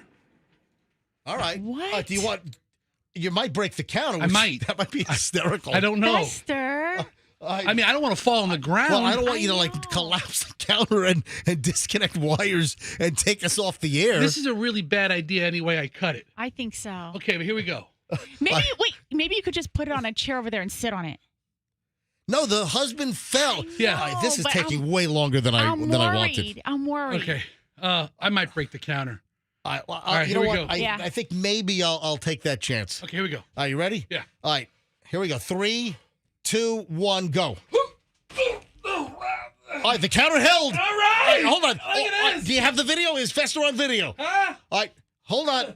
What do you mean? Why are you shaking? Andrew, turn your mic on. Can you see Fester? Don't tell me you missed it. I can see most of them. Okay, we can see most of you. Okay. All right, so Fester has smushed the sandwich. Yeah. All right, get up. right. Get up. Let me Okay. all right, let me get the sandwich. All right, here we go. The sandwich is smushed. I'm going to unwrap the Subway sandwich. I got it with lettuce, tomato, black olives, and pickles. Ew. All right, look at this thing. This thing still is pretty. It's smushed, but it's intact. It is not even close to the wafer thin, smashed postage stamp thickness of the woman that claims that her husband tripped and smashed a Subway sub. You gonna eat that? What? You gonna eat that? No, it's all yours. Oh, okay. Cool. Hey, take the. No, Fester. What's the sub? Oh. It's delicious. Can you see Fester eating the sub now? It's delicious. All right. I haven't been to Subway in a while. This is good stuff. Go back with go back to your microphone. All right, so listen, I knew it was I didn't even have to do that experiment to prove that Subway smushed sandwich was a total BS son story. Of a bitch. I didn't even have to do it. We do it, and then the first thing out of your mouth is, I didn't even need to do it. And you bellyache for days. Hey, Andrew, you got Fester on camera? Oh, I'm good. All right, Fester, I got a surprise for you. Ready? Yeah. All right, Fester, catch. Ready? Yeah. Oh. Got it? Yeah. Okay. All right, hold it up to the camera. All right, well, Fester, what did I just throw at you? Looks like a fake boob. It is. It's a silicone boob is. or a it is. saline boob? No, it's not saline. It's I don't know what they are. It's a silicone implant. Yeah. When I was last at my brother's house, I saw your moobs video. Yeah, so it came. Is this the move? I've had it for a while. Yeah, I had 2 of them. Again, if you follow my Instagram, you might have seen the video. I was at my brother's house because I was over visiting my dad, I don't know, 3 weeks ago. And I'm at my brother's place. And on the kitchen counter, he has 2 breast implants because my brother's a plastic surgeon. And he had 2 samples of... This is the Naturel sample. It says, not for implant. Yeah, it's a sample, not for implants. I don't know so if you could see it on the my camera. brother had 2 breast implants on the counter. I'm like, hey. So I shot a video, and I put them under my shirt, and I was like, hey, I would like to talk about my moob problem, my man boob problem. And then I pull out the implants. Very funny. Right. So, and then I took one, and I brought it home, and I just brought it in today. For what? So just to throw at you. Okay, so that's perfect. So I'm holding it now. Do you think like plastic Andrew, is my surgeons- camera up now? Do you think plastic surgeons have like water balloon fights with all these sample boobs they get? So if you want to see what a breast implant looks like, I've got it right here. I'm holding it up to MJTV. You know, it's really, it's satisfying to kind of, it's like a stress ball. Yeah, you think that's satisfying? Yeah. Try squeezing on them after they're implanted. Yeah, really. So, all right. Michelle, would you like to touch Juvenile. Yeah, I'm going to throw the implant at Michelle. Grab Michelle's camera. No. Catch it. I don't want this thing. What's throwing it at me? Did you hear it hit the floor? Just like flat. Man, listen to this. I'm going to turn my mic up and aim it at the floor. Listen to this. No, do it again. Dude, that was terrible. Hey, that was a bad one. All right, hang on. That's the silicone implant hitting the floor. Listen, these things actually take a lot of abuse. Boy, let me tell you what. Let me get my hands on them. I'll tear them up. This is like a 340 cc implant. Okay. So this is like a medium size. It's not like a giant rack size. You get into the 550s and the 600s. This is like 340 cc's. Speaking of your brother Drew. Yeah. 2 days ago, I know. You gave a passing comment. Oh, did I tell you about my brother Drew? And it was toward the end of the show, and you never got to it, and we didn't do it yesterday, and I've had about 18 people contact me saying, hey, what's going on with MJ's brother? No, it's an interesting story. Well, I mean, I find it interesting. Our listeners might find it anticlimactic. So my brother went to the Hamptons. My brother went to Sag Harbor. Do you have like a Botox party or something? No, he did not. Could have. He did not. Could have left with like $1 million. Well, listen to this. My brother right now is on and he's not back yet. My brother is on like a $20 million yacht, like 112 feet or something. And the deal is my brother has a friend who is a boat captain. He's the captain for a family who owns this 112-foot, like $25 million yacht. So my brother's friend is the captain, and I guess they spent a lot of the summer out in the Hamptons. So did they request that the captain have a plastic surgeon on board? No.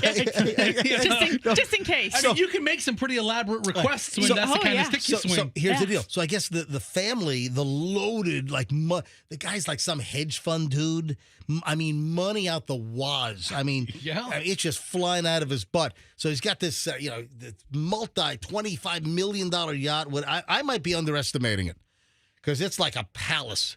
So I guess the whole family was out in the Hamptons over the summer, and now they've flown back to Florida, and they didn't want to, I guess, ride the boat all the way back. So the captain's bringing the boat back. And my brother, I guess, was invited for the trip. So my brother flew up. So it's an empty boat? It's an empty boat. It's my brother, the captain, and like the first officer. 3 people on this yacht. And your brother doesn't invite you? Well, I would have to take off time from the show. Who cares? So take a week off to ride on a $25 million boat. They're just riding this luxury yacht from Sag Harbor out in the Hamptons back to Fort Lauderdale. And last I checked yesterday, they pulled into Norfolk. Guess how much it costs to fill the engines on this? This is crazy. So my brother's like, yeah, we just filled the yacht, the ship. We just filled it with diesel.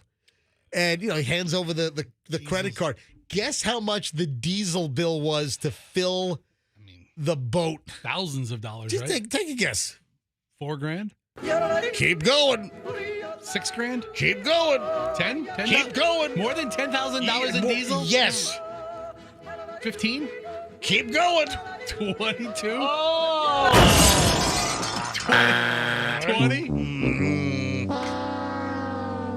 It was like $16,400. That's a lot of diesel. Yeah. How long does it take that pump? Is it like the same pump I use for my car? Yeah, essentially it is. Yeah. Holding it? They were holding the nozzle for 2 hours. $16,000 credit card bill for the diesel fuel to fill it up at the marina in Norfolk. All right, so your brother's not going to get affected by like that Aaron. No, they're no, that thing is well forward. No. Plus Aaron is going to, curve to the east of Bermuda. It's going to then curve and just whip up into the northern Atlantic. So That's pretty cool. yeah. So my brother's on this yacht. So did he have like patients scheduled this week? You know what? You know what they're listening to? Yacht Rock. They're listening to Yacht Rock. Hey, don't knock it. Yes, they're listening to Yacht Rock. Listen, I'm on a yacht. Oh, yeah. That's exactly what I'm listening. Michelle, what's a good Yacht Rock song that they could be listening to right now? Steely Dan. Oh, yeah. Ricky, don't lose that number. Let me call. Let me see. I mean, they're like, I think at one point they were like 10 miles offshore, cruising off of Cape May, New Jersey. And he sent me a picture of Atlantic City at night. Let me see if he's. Oh, great. Atlantic City at night. Hello. Hey, Drew. Yeah. Hey, it's me, Michelle, Fester Live. Hey, we're just checking in. We're talking about your Yacht Rock experience on the boat ride. Where exactly are you in the Atlantic Ocean? Do you know your position? We approaching Duck. What? You're approaching what? Duck, North Carolina? Yeah. What is your ETA? It's freaking Friday morning. When are you going to get into Fort Lauderdale? How long? Maybe never. Maybe never. Yeah, you guys just take off with this yacht. Why don't they just go to the Bermuda Triangle? That's where they ought to go. No, seriously, what is your ETA? I mean, you still have got 2 days to go at least, right? Should be back Sunday. You'll be back Sunday. Mm-hmm. All right. So how far offshore are you right now? About a mile and a half. Oh, that's not bad. All right. How are the seas off of Duck, North Carolina right now? Right now it's flat. All right. Hey, you guys ought to start heading toward Hurricane Erin. That's a good idea. Did I wake you up? No. Are you on the bridge right now? No, I'm down below right this second. All right. Well, listen, you're riveting right now. Hey, I'll talk to you later, okay? All right. I was just telling the story about the $16,000 fuel fill-up. 16.5. Yeah, 16.5. Yes. All right, man. I'll talk to you later. Have fun. All right, bye. All right. That's interesting, isn't it? What's interesting is how much personality you have and how little your brother has. Stop. It's amazing. That's the most amazing part of it. I love Drew, but wow. 8:14 at the MJ Morning Show here on Q105, 104.7 FM. You are in the middle of over an hour and 20 minutes of non-stop MJ. All right, take a look at this. Michelle, you're the one that I'm most interested in your response. Apparently, this was a big problem at a recent wedding. The bride at the wedding, with all of the invited guests, created a singles list. Like a music playlist? Nope. The single attendees, the men and the women that came to the wedding that came alone, did not come with a date. They don't have a boyfriend, a girlfriend, a significant other, or married. So she puts together this sheet with like pictures and the names of all the single guests at the wedding to seemingly act as what, like matchmaker, or let people know who to mingle with, or who to talk to, or who you can hit on. Or? Yeah. Jessica Branda, Branda, Jessica Branda, she claims that it was a harmless, sweet attempt to help people find love at her wedding. And she had these like small poster cards made up, and then she put them, I guess, on each of the tables. You know, like you have the, when you go to an event, you go to a wedding and you have a reception, you've got the white tablecloths. Yeah. Then you have like typically like a centerpiece. You've got like a flower bouquet or some kind of a centerpiece on the table. So she's leaned this sheet with color photos, like almost like a yearbook photo page, right, of all of the single men and women at her wedding, and these are put on each of the tables. And then on the top it says tonight's most eligible. And apparently it's like backfired, and like people were embarrassed. And I mean, I'm trying to. Yeah, because you know what? She says it's harmless. First of all, you don't get to decide how somebody else receives your, engagement. And she doesn't, she knows them all personally, but, maybe there's a reason why they're single. Maybe they want to be single. Also, not everybody goes to a wedding expecting Wedding Crashers hookup situation. Honestly. All right, hold on. There's two sides to this. Where the people at the wedding seem to be laughing at this. It's the social media trolls. Yeah, so living in their mother's basement. The bulk, the bulk of the backlash, yes, like me, appears to be. Listen. Appears to be coming from social media, responding to this singles list at this Jessica's wedding. You're going to your good friend's wedding. Everybody's kind of. Most of the people probably know each other. Well, that's what I'm guessing is that maybe a lot of these people did know each other, or she knew them well enough to know that it wasn't going to be a problem for them. Or maybe she's already talked to some of them about, hey, I know Scott and he's single. Jessica, why don't you, think about, would you like for me to set up something with him? Oh my God, Becky, that's a great idea. Right? I would love to meet Scott. And your friend Amanda might want to go with Mike over there. Oh my God, Amanda would so do Mike at your wedding. I wonder if where under the table or in the bathroom? In the coat check room. I wonder if coat checking. There's a coat check person in there. How do you do it? Not always. You tip them to leave. Oh, really? Not always. Really? Care to share? No, there's nothing to share. He doesn't wear coats. So, but MJ, it's a funny idea if you're doing it amongst your friends. Then you put it out to social media, and then the trolls get a part of it. Yeah. I would be horrified. Well, because you live under a bridge, listen, you troll. Right. I don't think I would be horrified if I went to a wedding and I were single, which I'm not now. But, if I went to a wedding and this happened, I'd be like, oh, that's so... I would actually probably think it's kind of clever, right? Because people sometimes do go to weddings with this anticipation in mind. There's a reason why they throw the bouquet and the garter belt, right? Okay. But, What if Grandpa died like a year ago? And on the list of most eligible is Grandma. Oh, God. She's back in the saddle. She's looking for some young stud action. Oh, okay. But what if there were some other elderly relatives in the mix that were single for whatever reason, and you could connect them, then they'd have a companion and somebody to relate to. I like long walks on the beach and pickleball. And I also like to take a golf cart and roll it over as I try to pass somebody. I like to kiss and transfer my uppers to the other person. Okay, not every old person has dentures. I'm sorry. Do you want to do it denture style? Ouch! Gross. Denture style? What is that? We'll fix a dent and forget it. Oh no, that wasn't where I was going. Jessica says she has no regrets. So the bride says, I have no regrets.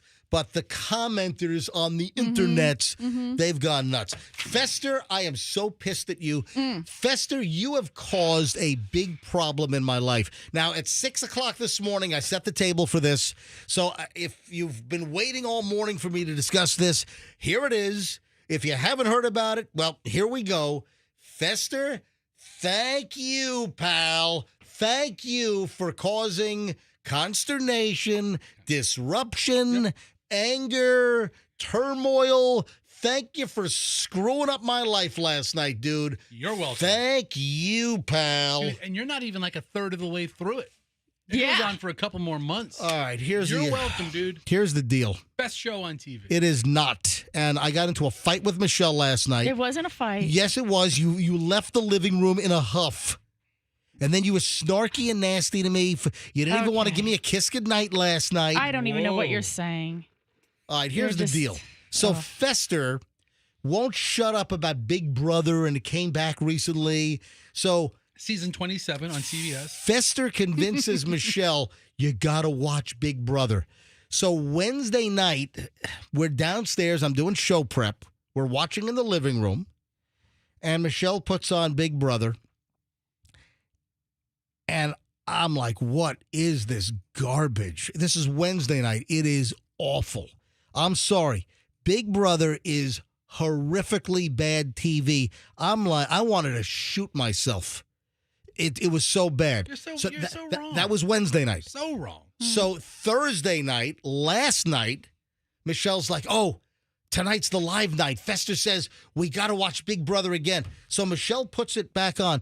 last night is even worse than the dreck I had to watch on Wednesday night. And I said to Michelle, I'm like, Michelle, please, can we turn this off? Stop. What? You're lying. I am not lying. You did not say please. Okay. Please. All it was immediately with, you know, when you get in the car to go with somewhere with the kids and they're like, are we there yet? Are we there yet? Are we there yet? This is what it was. Michelle, can we change this? Come on, can we change this? Please, come on, can we change this? Come on, Michelle. Well, Michelle. you're missing some things. Michelle, can we change this? Hold Michelle, on. could you put your SVU on? Michelle, I can't watch this. Michelle. I kept saying this is awful. This is god awful television. And I kept saying, that's up to you to decide. I mean, like anybody else is watching it and is liking it and is enjoying it. I said it's wildly popular. There's a lot of people out there watching it. It's billions of people have been enjoying It's not billion. It's all. Michelle, you're telling me you enjoyed watching Big Brother last night? I was fascinated. And what? It's garbage television. It's terrible. Who are you going to vote off? The Big Brother blockbuster? I have questions. Who's getting off the block? They've got a guy. They've got a guy dressed in an egg outfit. I mean, what am I watching? You just had a fat guy sit on a Subway sandwich. Yeah. I mean, they're doing. You either got a reward or a punishment in the last veto meeting. It's just bad television. Does the person who gets evicted ever get to see the videos of the people who voted for them to be evicted? Oh, well, of course, because now they don't have the jury house yet. That's another question I had. What is a jury house? Like the last 7 or 8, 9 people to get evicted, go to a jury house and they vote for the eventual winner. But if you get kicked off early in the game, like last night's person, you don't go to jury, you just go back home. And then you can watch all the back episodes. I've had enough of this. All right, so Fester, you've caused a fight in my house. You caused Michelle to give me the silent treatment. No. All last night when we went to bed last night. We went to bed angry, apparently. Okay, you're just making this all up I am not. now. Big Brother. Exaggerating. You went to bed angry. She went to bed fine. I went to bed like, okay. You weren't talking to me. You were giving me the... Okay, I wasn't talking to you because I was upstairs helping Chloe pack. You left the living room in a huff. Because you kept complaining, it's so bad, can we change it? It's so bad, this is awful, can we change it? And it was like, okay, then I'm leaving I've got 5 other TVs in the house to watch.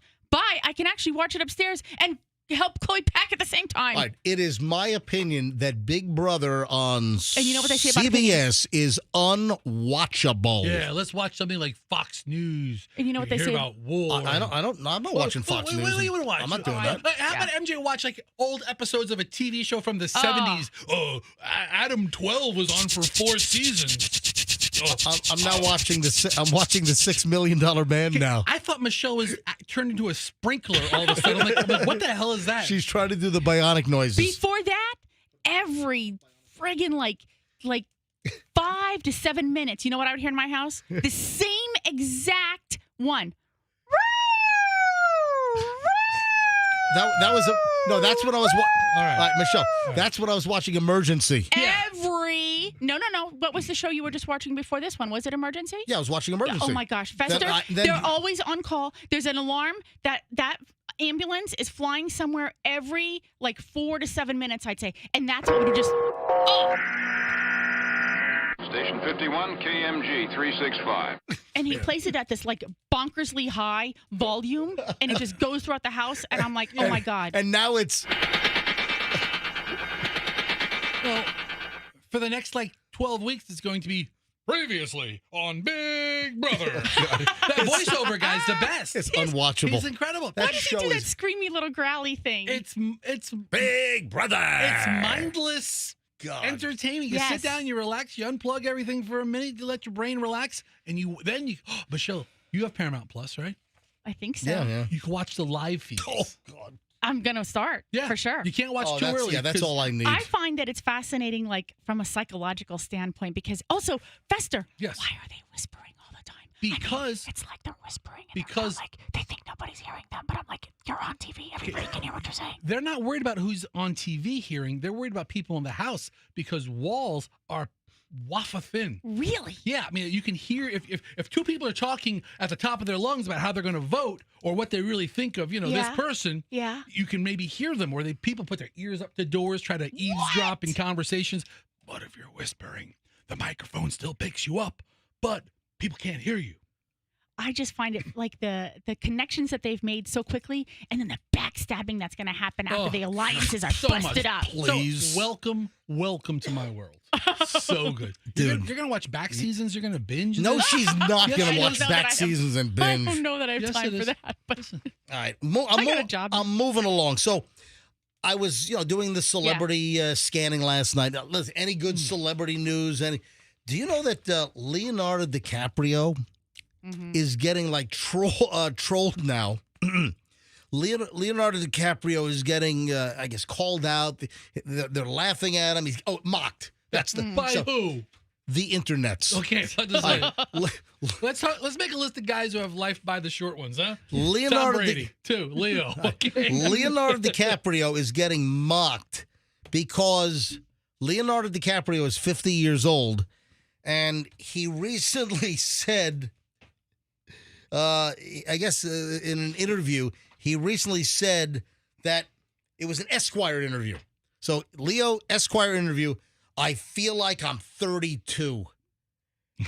And they're mocking him. Well, first of all, Leonardo DiCaprio, isn't it like he will date no he'll date no woman past 25 or 26? It's like somewhere in there. It's like 25, 26. Anyway, so Leonardo DiCaprio is getting mocked now on social media after this interview in Esquire came out 2 days ago on the 13th. And he said that he feels like he's 32. Yeah, the quote came out when they were discussing, I guess it was DiCaprio and his director, Paul Thomas Anderson. I guess they were discussing his One Battle After Another movie. And the filmmaker, Paul Thomas Anderson, asked, I'm going to ask you a question, and you're going to answer as quickly as you can. If you didn't know how old you are, how old are you right now? And then DiCaprio said 32. So he's 50. He belted out 32. That's an awkward age, it feels like. I feel like I'm in my young 30s. You know what? I think, I don't know. I don't know that I buy that it was like a surprise question. It's a specific number. Yeah, like so specific, and I feel like it's one of those numbers where if you're 32, you could probably get away with dating that 25-year-old. Well, wait a second. So right? Leonardo DiCaprio, I think he put DiCaprio, himself in the range. Leo was just recently romantically linked to supermodel Vittoria Soretti. Oh my God, she's 27. Oh my. That's like above his wheelhouse comfort. 27. Oh my God. So listen, I've told you I don't feel like I'm 59. I sure as hell don't act like I'm 59. I act like a freaking toddler.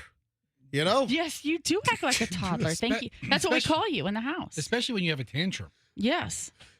But, as far as how do you think emotionally I act like I'm 7. But like physically, I mean, I really do feel like I'm in my 30s. So, I mean, I don't want to get mocked. I mean, I guess I could. I don't think that's the same question, though. You see, he's not saying like he feels, physically like he's physically fit like a 30-something-year-old. Then what was the question? He's saying the question was, if you didn't know how old you are, how old do you think you are? Just answer right. No. And I think he's saying like emotionally and mentally, he's like in a place like he's 32. So I feel like that's putting him in. I feel like they're almost trying to justify his dating situation. Michelle, is what is falling if on. you didn't know your age, how old do you feel? Oh my gosh, I feel 55, buddy. But you're not 50. You're 54. Okay, but I'm gonna be 55 in like 3 weeks. No, it's a month. Honestly, a month. It'll be a month from tomorrow. You'll be 55. Yeah. Oh my God, I can't drive 55. Right. Oh geez. Okay, we're gonna hear that forever now. Well, I just realized it. Michelle, listen, if he plays that song, Michelle, you let him know he can't drive 55. All right? Plays it one time. No driving 55, if you know what I mean. I know. It's just stop. I'm not gonna play it. My kids are. I'm not gonna play it. Well, also, you got to be careful, in the state of Florida now with the super speeder. You can't drive 55. If you drive 50 over the posted, you're in trouble. If you're driving 100 or more, you're in trouble. All right, ladies and gentlemen, Michelle's Age with Sammy Hagar. I can't drive 55. All right. Okay, also, have you seen Leonardo DiCaprio lately? What about him? I mean, if he's not all made up in his, debonairish kind of, with his hair all dyed and... He's probably a very well-coiffed man. You mean frosted tips? No. Oh. He looks 50. You think so? Oh my gosh, every bit of 50. If you see him without being like he's going to the Met Gala, right? Like, look at him. He's so handsome there. But when you see him right here, I have pictures where they're saying he was not recognized in Ibiza, going to some party or something. Well, because he looked all ratty? He looks disheveled and old. He's got gray coming out, I think, of his beard and everything. Man. Does he have gray nose and ear hair? He's like a young Jack Nicholson, to where when he's made up, he's the most recognizable person in the world. Yeah. And when he isn't, he looks like just a click above homeless. Yes. Yes. Good on him. I mean, he wants to blend in and not be harassed everywhere he goes. I mean, I don't know. He wants to get in these parties. Yeah, I don't know. And I mentioned this other airline passenger story earlier because we did a follow-up to the guy that was vaping on the American Airlines flight, and now he's like his life is ruined. And he did it. He put his own video online of him getting busted and having the altercation with the American Airlines flight attendant. So we did a follow-up to that earlier today, and I mentioned I have another story. Did you see the maniac that was drunk on a Breeze Airways flight? And a humongous human being, a dude like the size of a wall, had to assist the flight crew and pick the guy up like a toy and put him down in his seat like he was 5. I mean, the video, Fester just brought the video up. So this was Is this the belligerent guy in the black shirt? So the guy in the black speckled shirt, and the tan baseball cap. Yeah, that guy. Stop the video because I've got a bunch of the audio here. So that guy caused a disruption. Apparently, he was drunk off his butt. Old David Leroy Carter. This dude is on a Breeze Airways flight from Norfolk, Virginia to Los Angeles. Michelle, I had no idea they flew nonstop. That's the Airbus 220 service. Yeah. That's, I think, the former Bombardier or the product that the Airbus assumed. Fascinating. Yeah, fascinating. So the A220, and this guy was drunk, is disregarding the flight crew. The whole story, the whole deal goes off the rails. So it was Wednesday morning. So 2 days ago, the flight from Virginia to L.A., they had to divert to Grand Junction, Colorado. They made an emergency landing because of this unruly passenger. According to the Grand Junction police, cops responded to the airport to assist with the passenger. Intoxicated male, agitated, yelling racial slurs at the flight attendants. Okay, that's not cool. And then he grabbed his skateboard out of the overhead compartment, and he's waving this skateboard like a weapon around the cabin. Yeah, last thing I want to do is get hit by a skateboard. Holy crap! Did you look at that? Have you seen the video? Yes. Fester just saw this. Oh my God! Fester just saw this big, huge, massive guy pick him up like a doll, like a ragdoll, and put him in his seat. This dude has got to be what?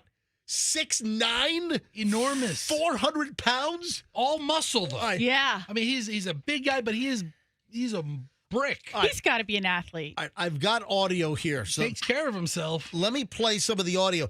This is the Breeze Airways pilot speaking to air traffic control. The approach said that the passenger is free and is using what they were trying to restrain him with as a weapon. So that's the captain on the horn with air traffic control. The approach said that the passenger is free and is using what they were trying to restrain him with as a weapon. And then listen to this. It was classified as a level 4 disturbance. They're calling it a level 4 disturbance now. They said they had him restrained. He broke out, and there's passengers holding him down there. Hey, can you look up the levels of disturbance? I don't know this. Level, they're now, so it was what, a level? Level 4. Now it's level 4. That's but, what the guy just said. Yeah, but is it worse to have a higher number or the lower number? So level 5 the worst? Oh, all right. Hang on. Andrew, go ahead. Turn your microphone on. Go ahead. Okay, the AIs of the world are telling us that level 1 disruptive behavior.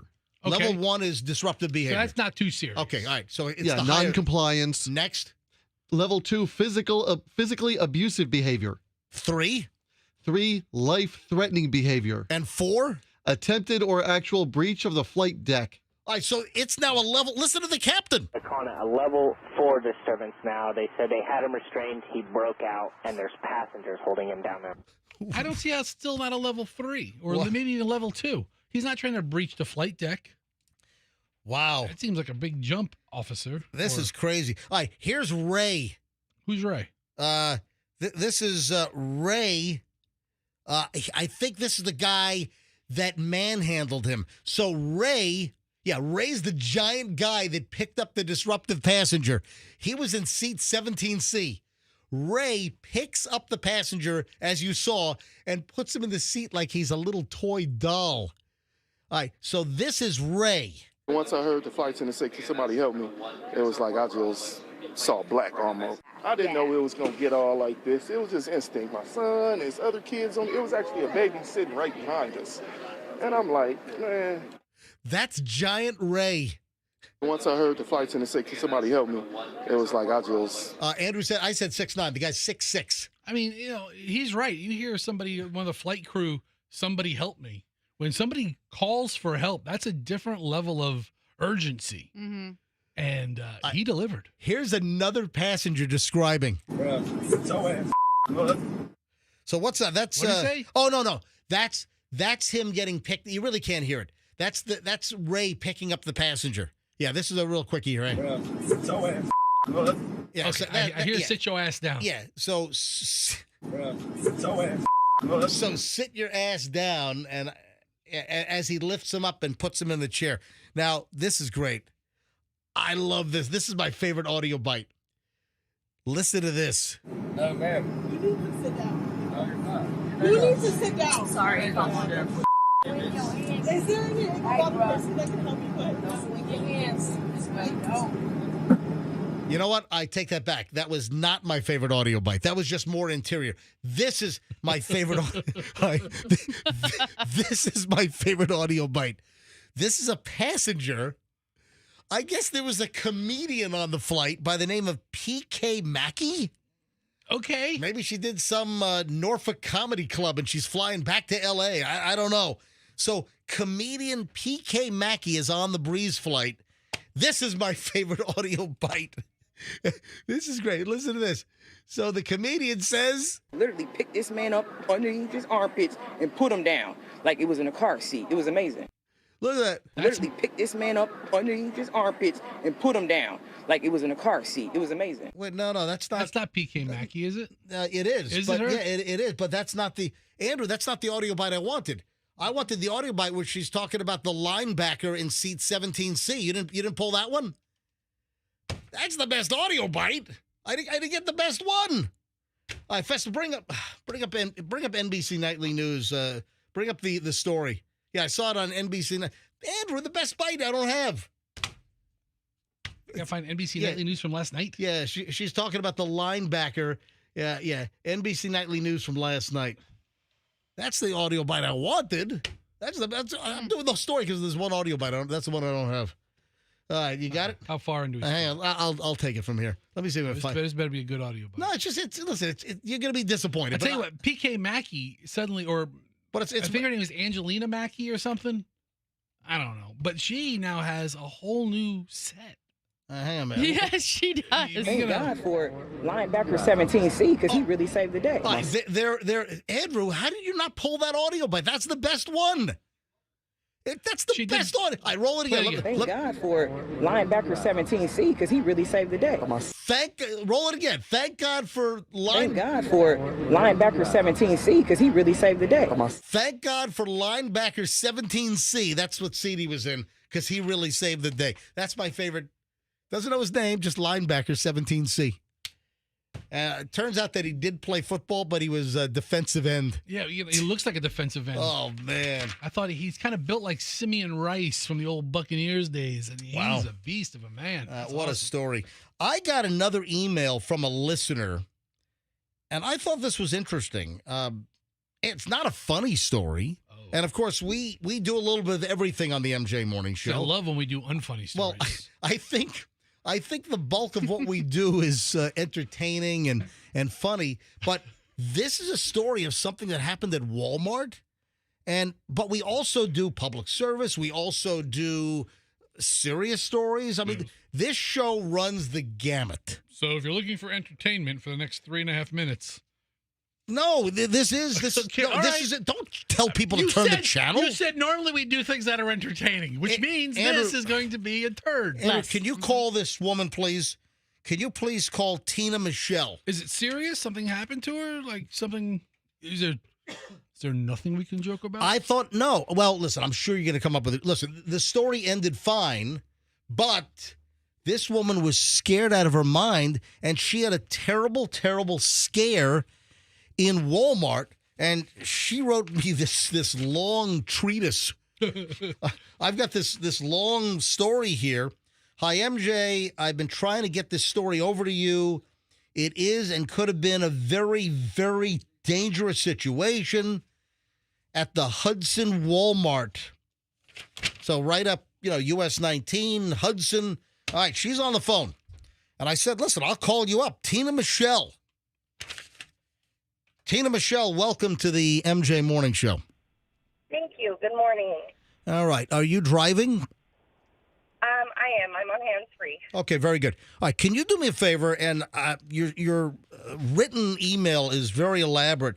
Can you give me the concise, 1-minute version of what happened, what scared the crap out of you, what the inaction was? There is a happy ending. I mean, this could have been all Adam Walsh-like and all, this could have been, not good. So what exactly happened? And you wanted to get the story out. Okay. So Adam Walsh was abducted from a Sears store in Florida back in 1981. Yep. And Walmart, in response to that, created a Code Adam program.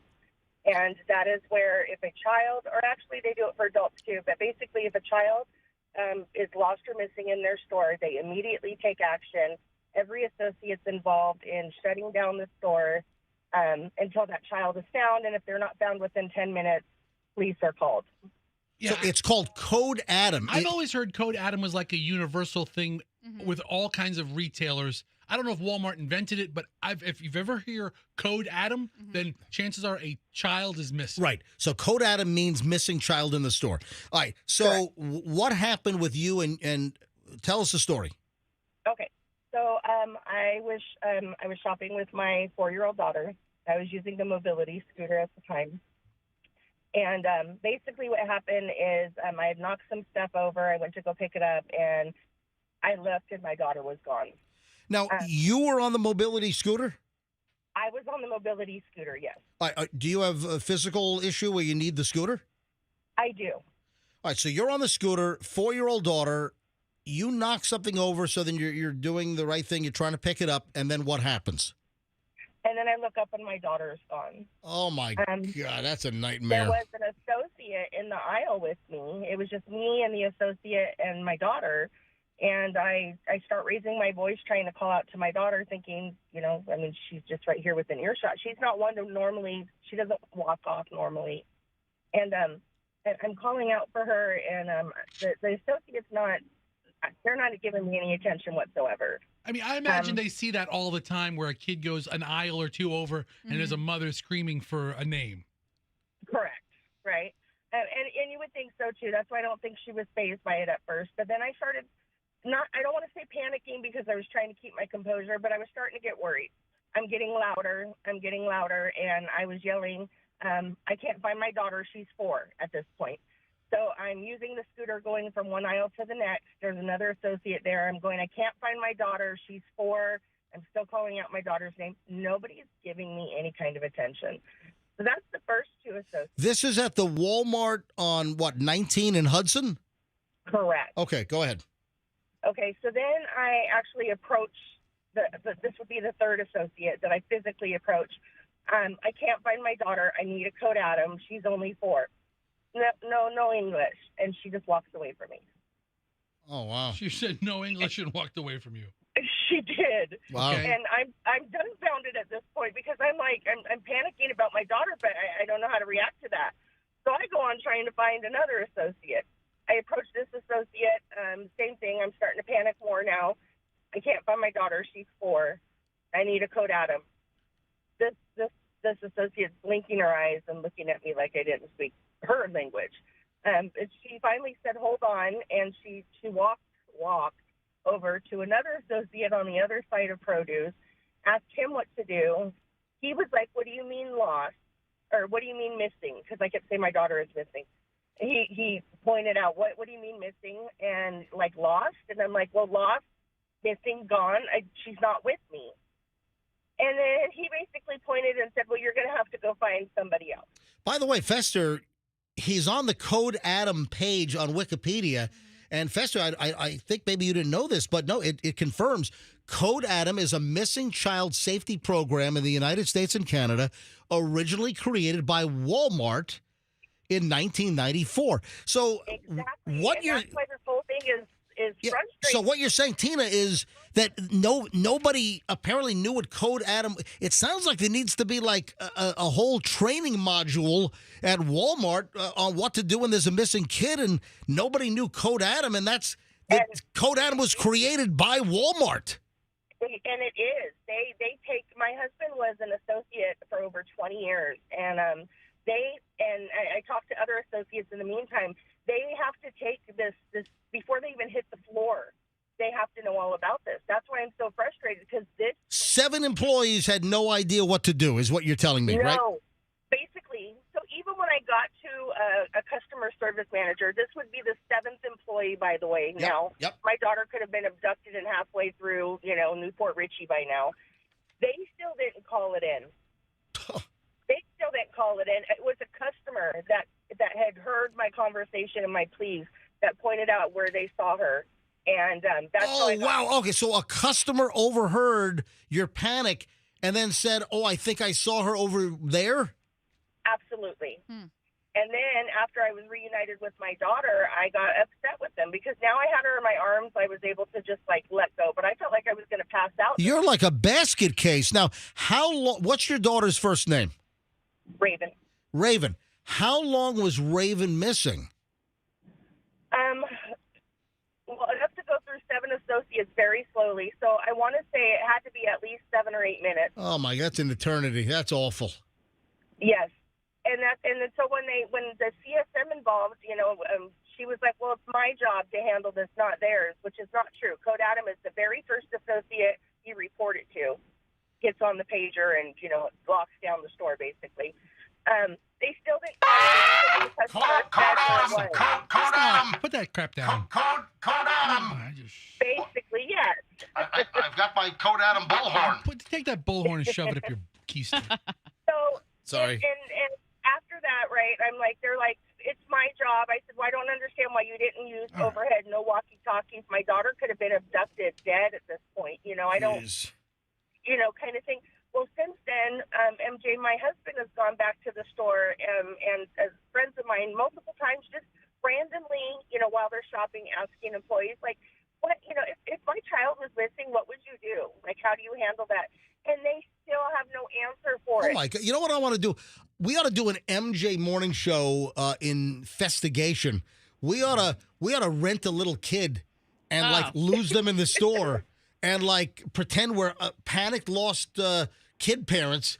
We ought to test them and do a video of Keystone Cops at Walmart in Hudson. Let's get Shorty Shane. Oh, Shorty Shane. We'll put him in a baby carriage or something. And he'll be gone. Oh, Now, since then, MJ. Yeah. I have contacted and written I filed a complaint with their Code of Ethics department because that is not following their procedure, and it is their procedure. I have contacted the customer service, store experience and everything. They keep telling me somebody will get back to me in 1 to 3 business days. This happened on August 8th. All right, so a week ago. Back to me. And you've heard nothing yet. No, that's why I did the TikTok. That's why I'm trying to raise awareness because the next kid may not be so lucky. Wow. No, you're 100% right. I mean, this is basic. And for a store to have 7 people that you went through and not one person knows what to do, they seem to be oblivious to store policy and a term, Code Adam, that Walmart created themselves. That's inexcusable. And it's, you know what? I'm going to shut that Walmart down for an entire day for a complete all-staff training seminar. That's right. That's exactly what I want to happen. I'm going up there. I'm shutting the Walmart on 19 and Hudson. I'm shutting you guys down Tuesday at 10 a.m. I'm shutting the store down. I'm doing a seminar.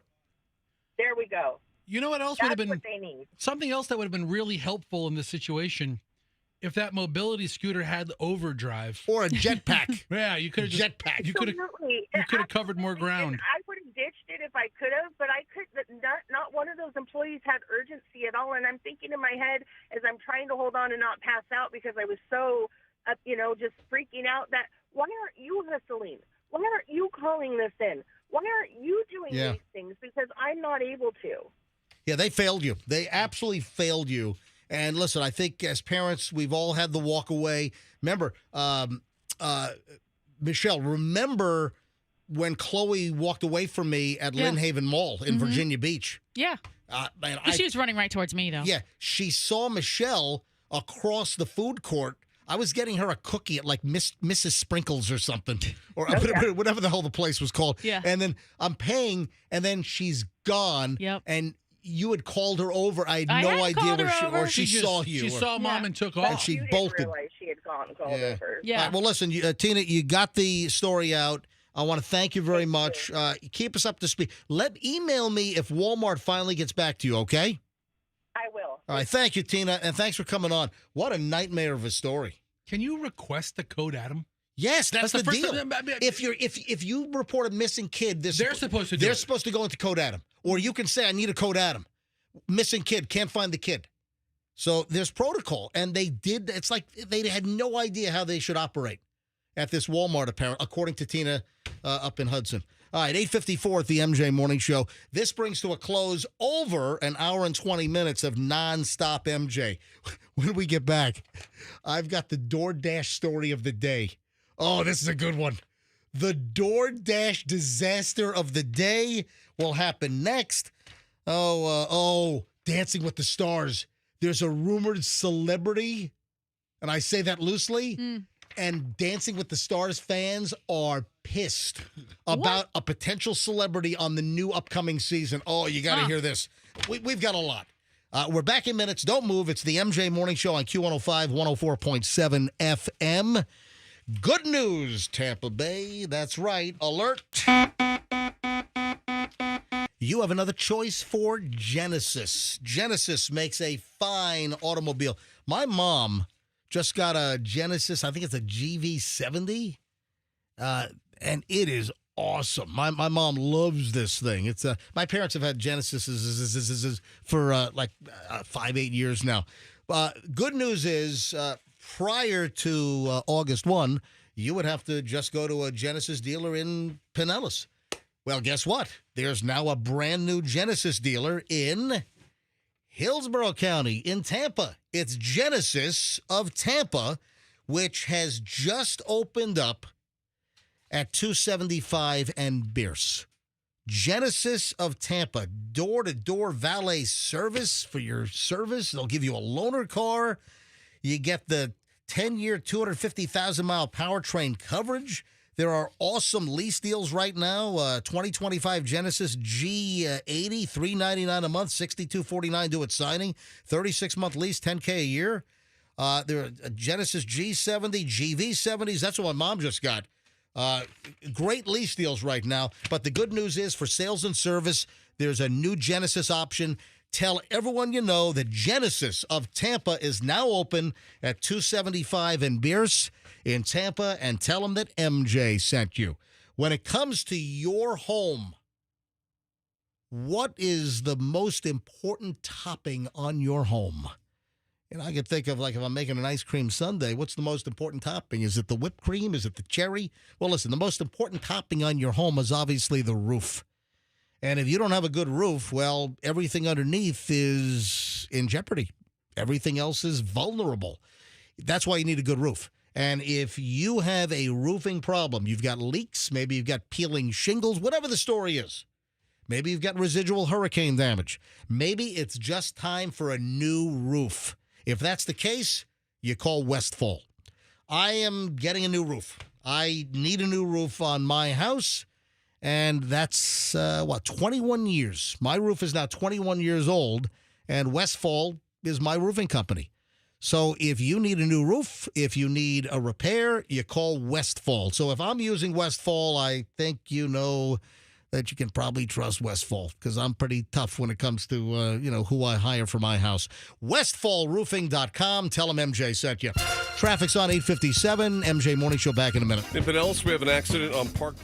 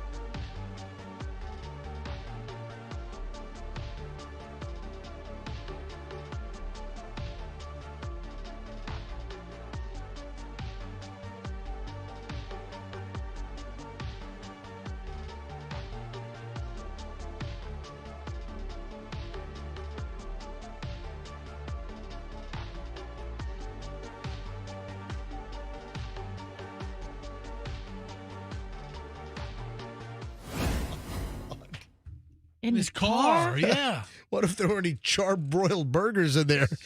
They got extra charred. This is nuts. A DoorDash driver high on meth crashed his car into a tree while out on food deliveries, smashes into the tree.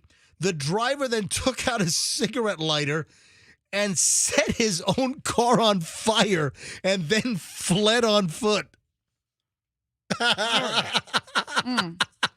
He didn't have the decency to take his orders with him and then try to deliver them. I mean, sometimes you hear stories about like police officers delivering the DoorDash. If they like, arrest the DoorDash driver. I think this stuff was burned to a crisp.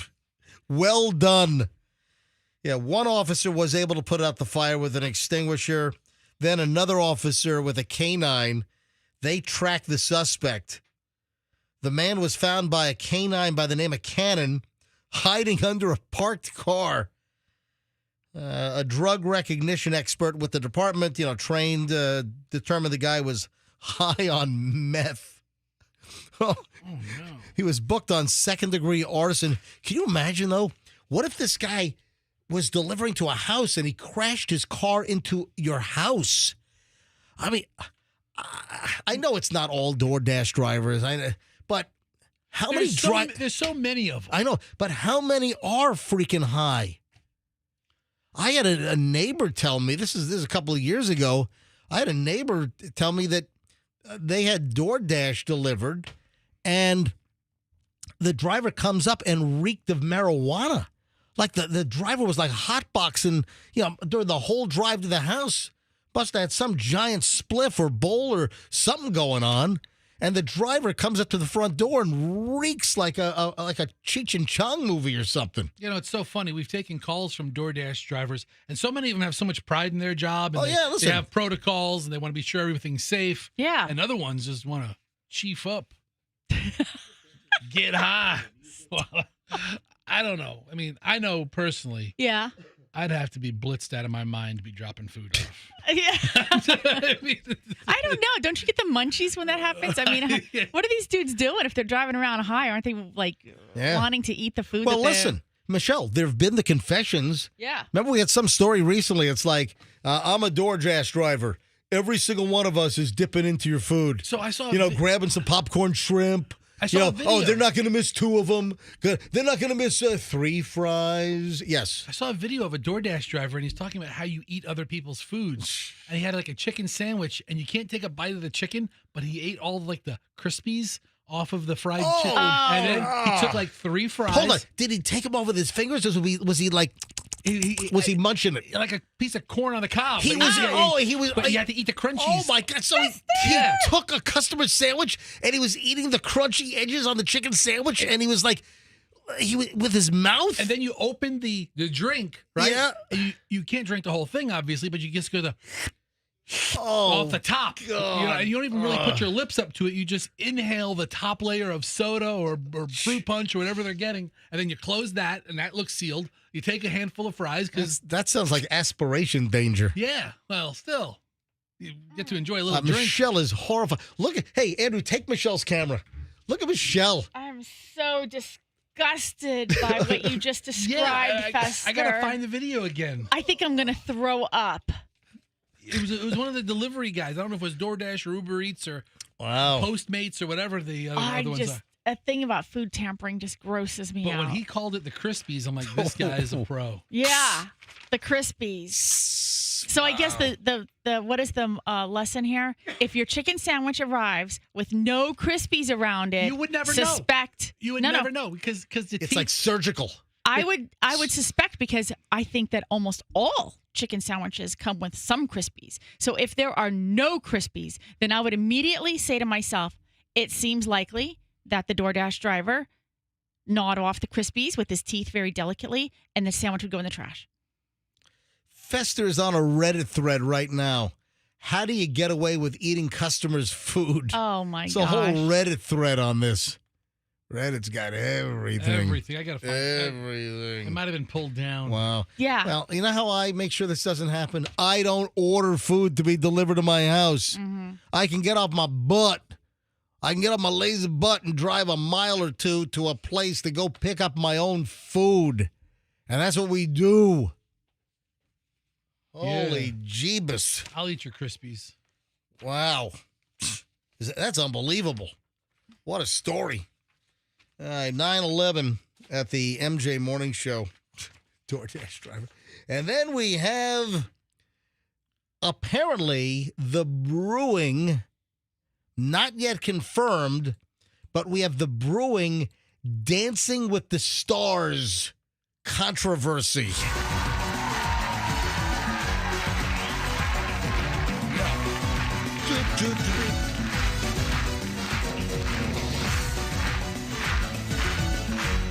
All right, so what are you doing? What are you doing over there? I'm playing the Dancing with the Stars music. But you're also dancing. It is very boppy music. I mean, how can you not move? I'm bopping. You were bopping, and you're a terrible bopper. You know what? You also do the mambo. I have not watched Dancing with the Stars since they fired Tom Bergeron. Did they fire him or did he retire? He's getting old. Well, first, I never watched it anyway. But No, he got fired. Yeah, I think they let him go. Yeah.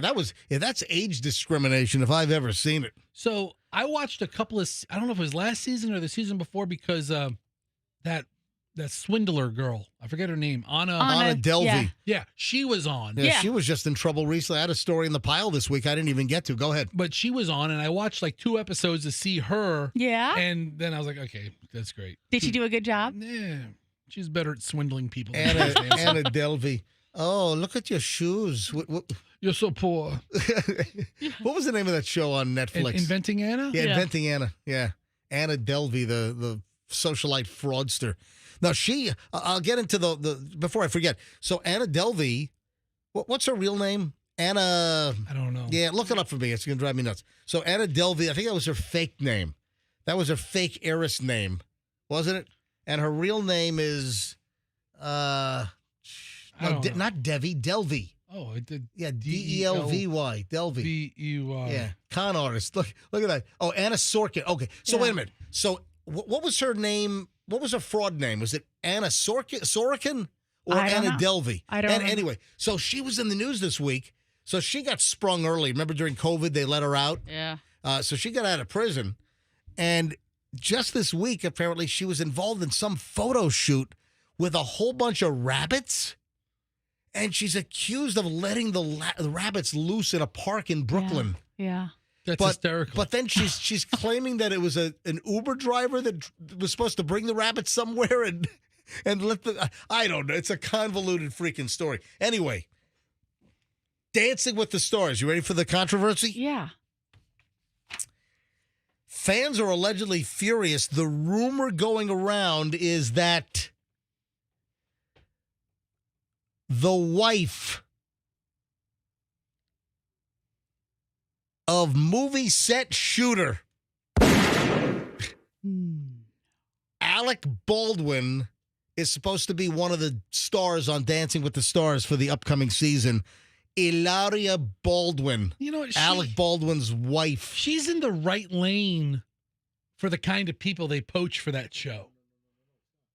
You know, she's known. She really hasn't done. I mean, there's some people on that show that seems to have put together nice careers, and then there's like a whole pool of people that are just names in the news, and she falls into that category. Hey, Hilaria, if you do Dancing with the Stars, I want to ask your husband, Alec Baldwin, a question. Alec, you guys have like 12 kids. You got a brood going on here. I mean, I don't know how that uterus is still attached because she's like cranking these things out. But, you know, the question is, Alec, are you ready to watch all these kids while your wife's involved with Dancing with the Stars potentially for months? No. Oh, so I guess nanny. I'll shoot those little bastards. Oh, man. No. Yeah, so people are furious that Alec Baldwin's wife, Hilaria, is rumored to be joining season 34 of Dancing with the Stars. Hey, look at me now, Michelle. Okay. Why one finger on one side and two fingers on the other? Oh, was that unbalanced? That's just kind of weird. Oh, MJ, your dancing with the two fingers on one hand and the one finger on the other was magnificent. Yes. I give you 9 stars. It's called the Romanian celebration dance. Oh. Yeah, so people are pissed. Hey, listen, you know what? Should she be on Dancing with the Stars? Hilaria Baldwin? Is she going to have the fake Spanish accent? Yeah, she's a phony. I mean, she's born in Boston. She was raised in Boston. Her mother is like a doctor. Her father's a lawyer. Prominent family. And then she pretended that she was born in Mallorca. She pretended that she was from España. Como se dice? How do you say con artist in English? Con artiste. I mean, it depends if she's doing the tango or the mamba or the cha-cha or the rumba. I'm a little suspicious. She might have had a friend make the comment on her page to sort of get this gin up a rumor. Yeah, get that rumor out there. And but this is all the more reason why they would want her. This show is dying for attention.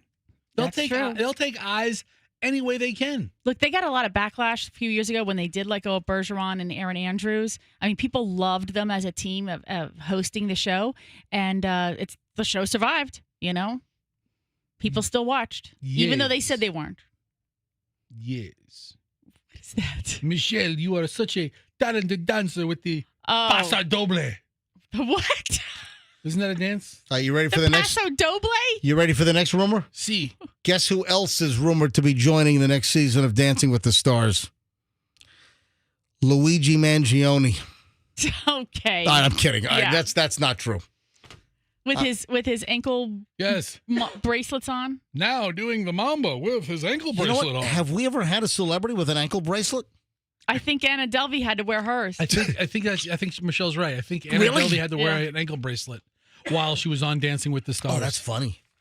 All right, so that's the rumor. We'll see what actually happens. Hey, I want to congratulate the Hillsborough Animal Shelter. Did you see they hit a milestone? Over 150,000 pets saved. That's very nice. I wanted to just take a moment that the Hillsborough County Pet Resource Center has hit a big number, over 150,000 pets saved. I guess since they changed their model to I guess they want to improve the number of dogs that made it back out to caring families and not, put down and euthanized. And I guess they got more intense about 10, 12, 13 years ago. That's awesome. Yeah, so that's nice. So they've reduced the euthanasia rate by, I guess, almost 2/3. And I guess, hang on, correction. That 13 years ago, nearly 2/3 of the pets brought to the shelter were euthanized. That's incredible. Yeah. And they've totally turned that around. So that's amazing. So congratulations, Hillsborough Animal Shelter. That's some good news right there. I'll give you a 5-bark salute. By the way, Fester has the video of that Anna Delvey's ankle monitor.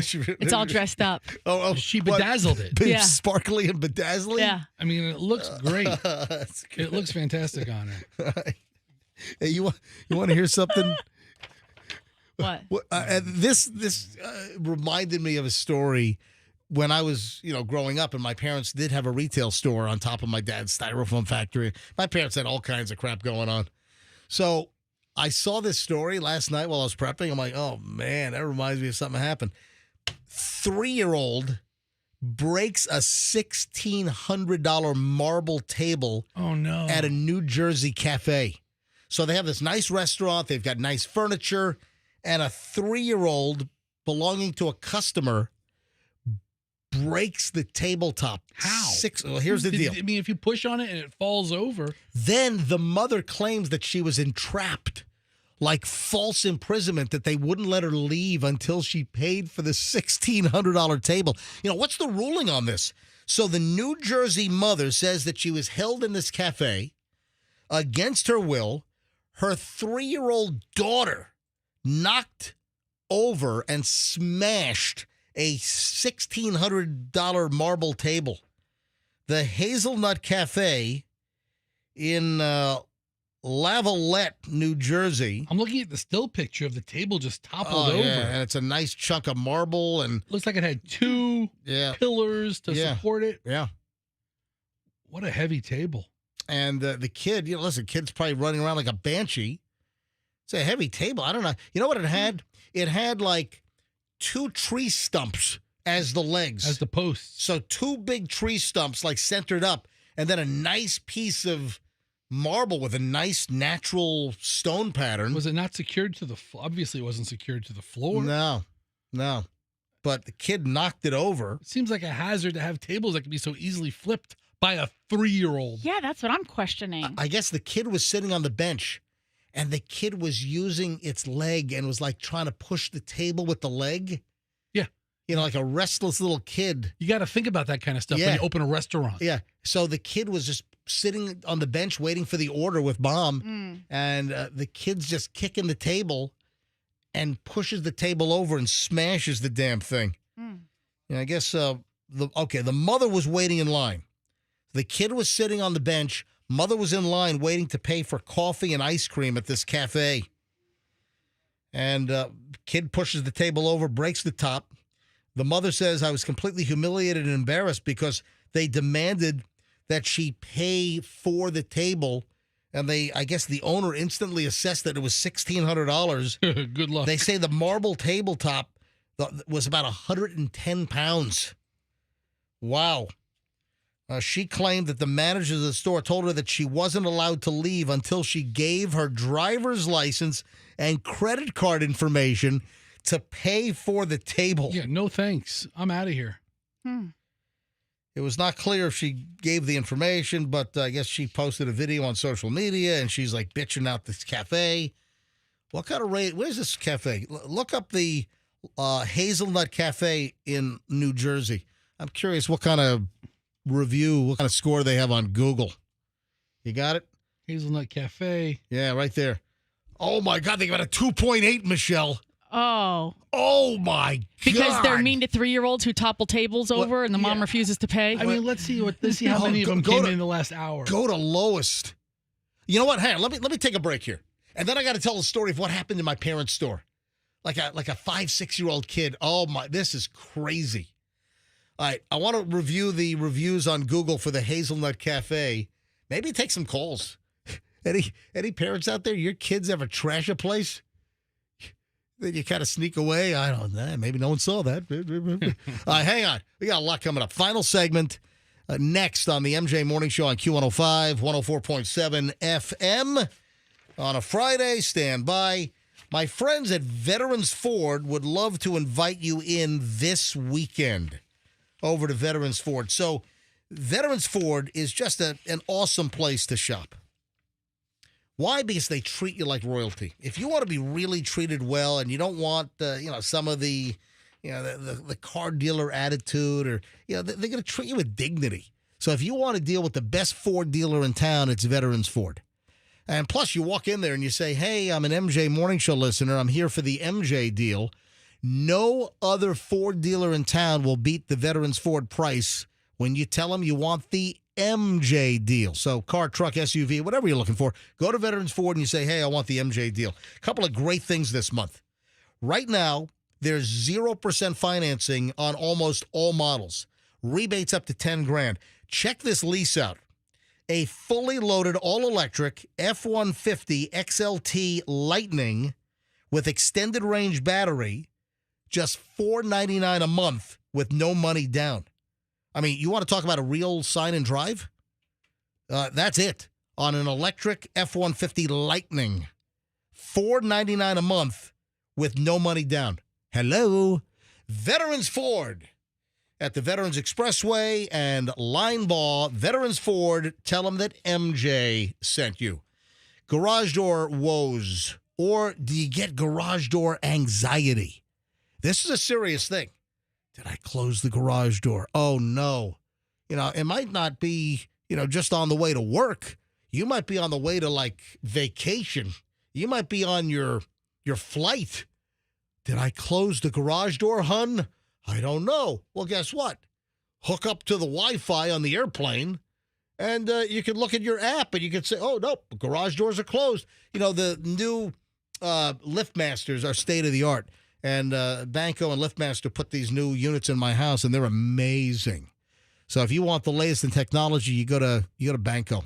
If you've got a broken spring, you call Banco. Any type of service issue, the best in town is Banco.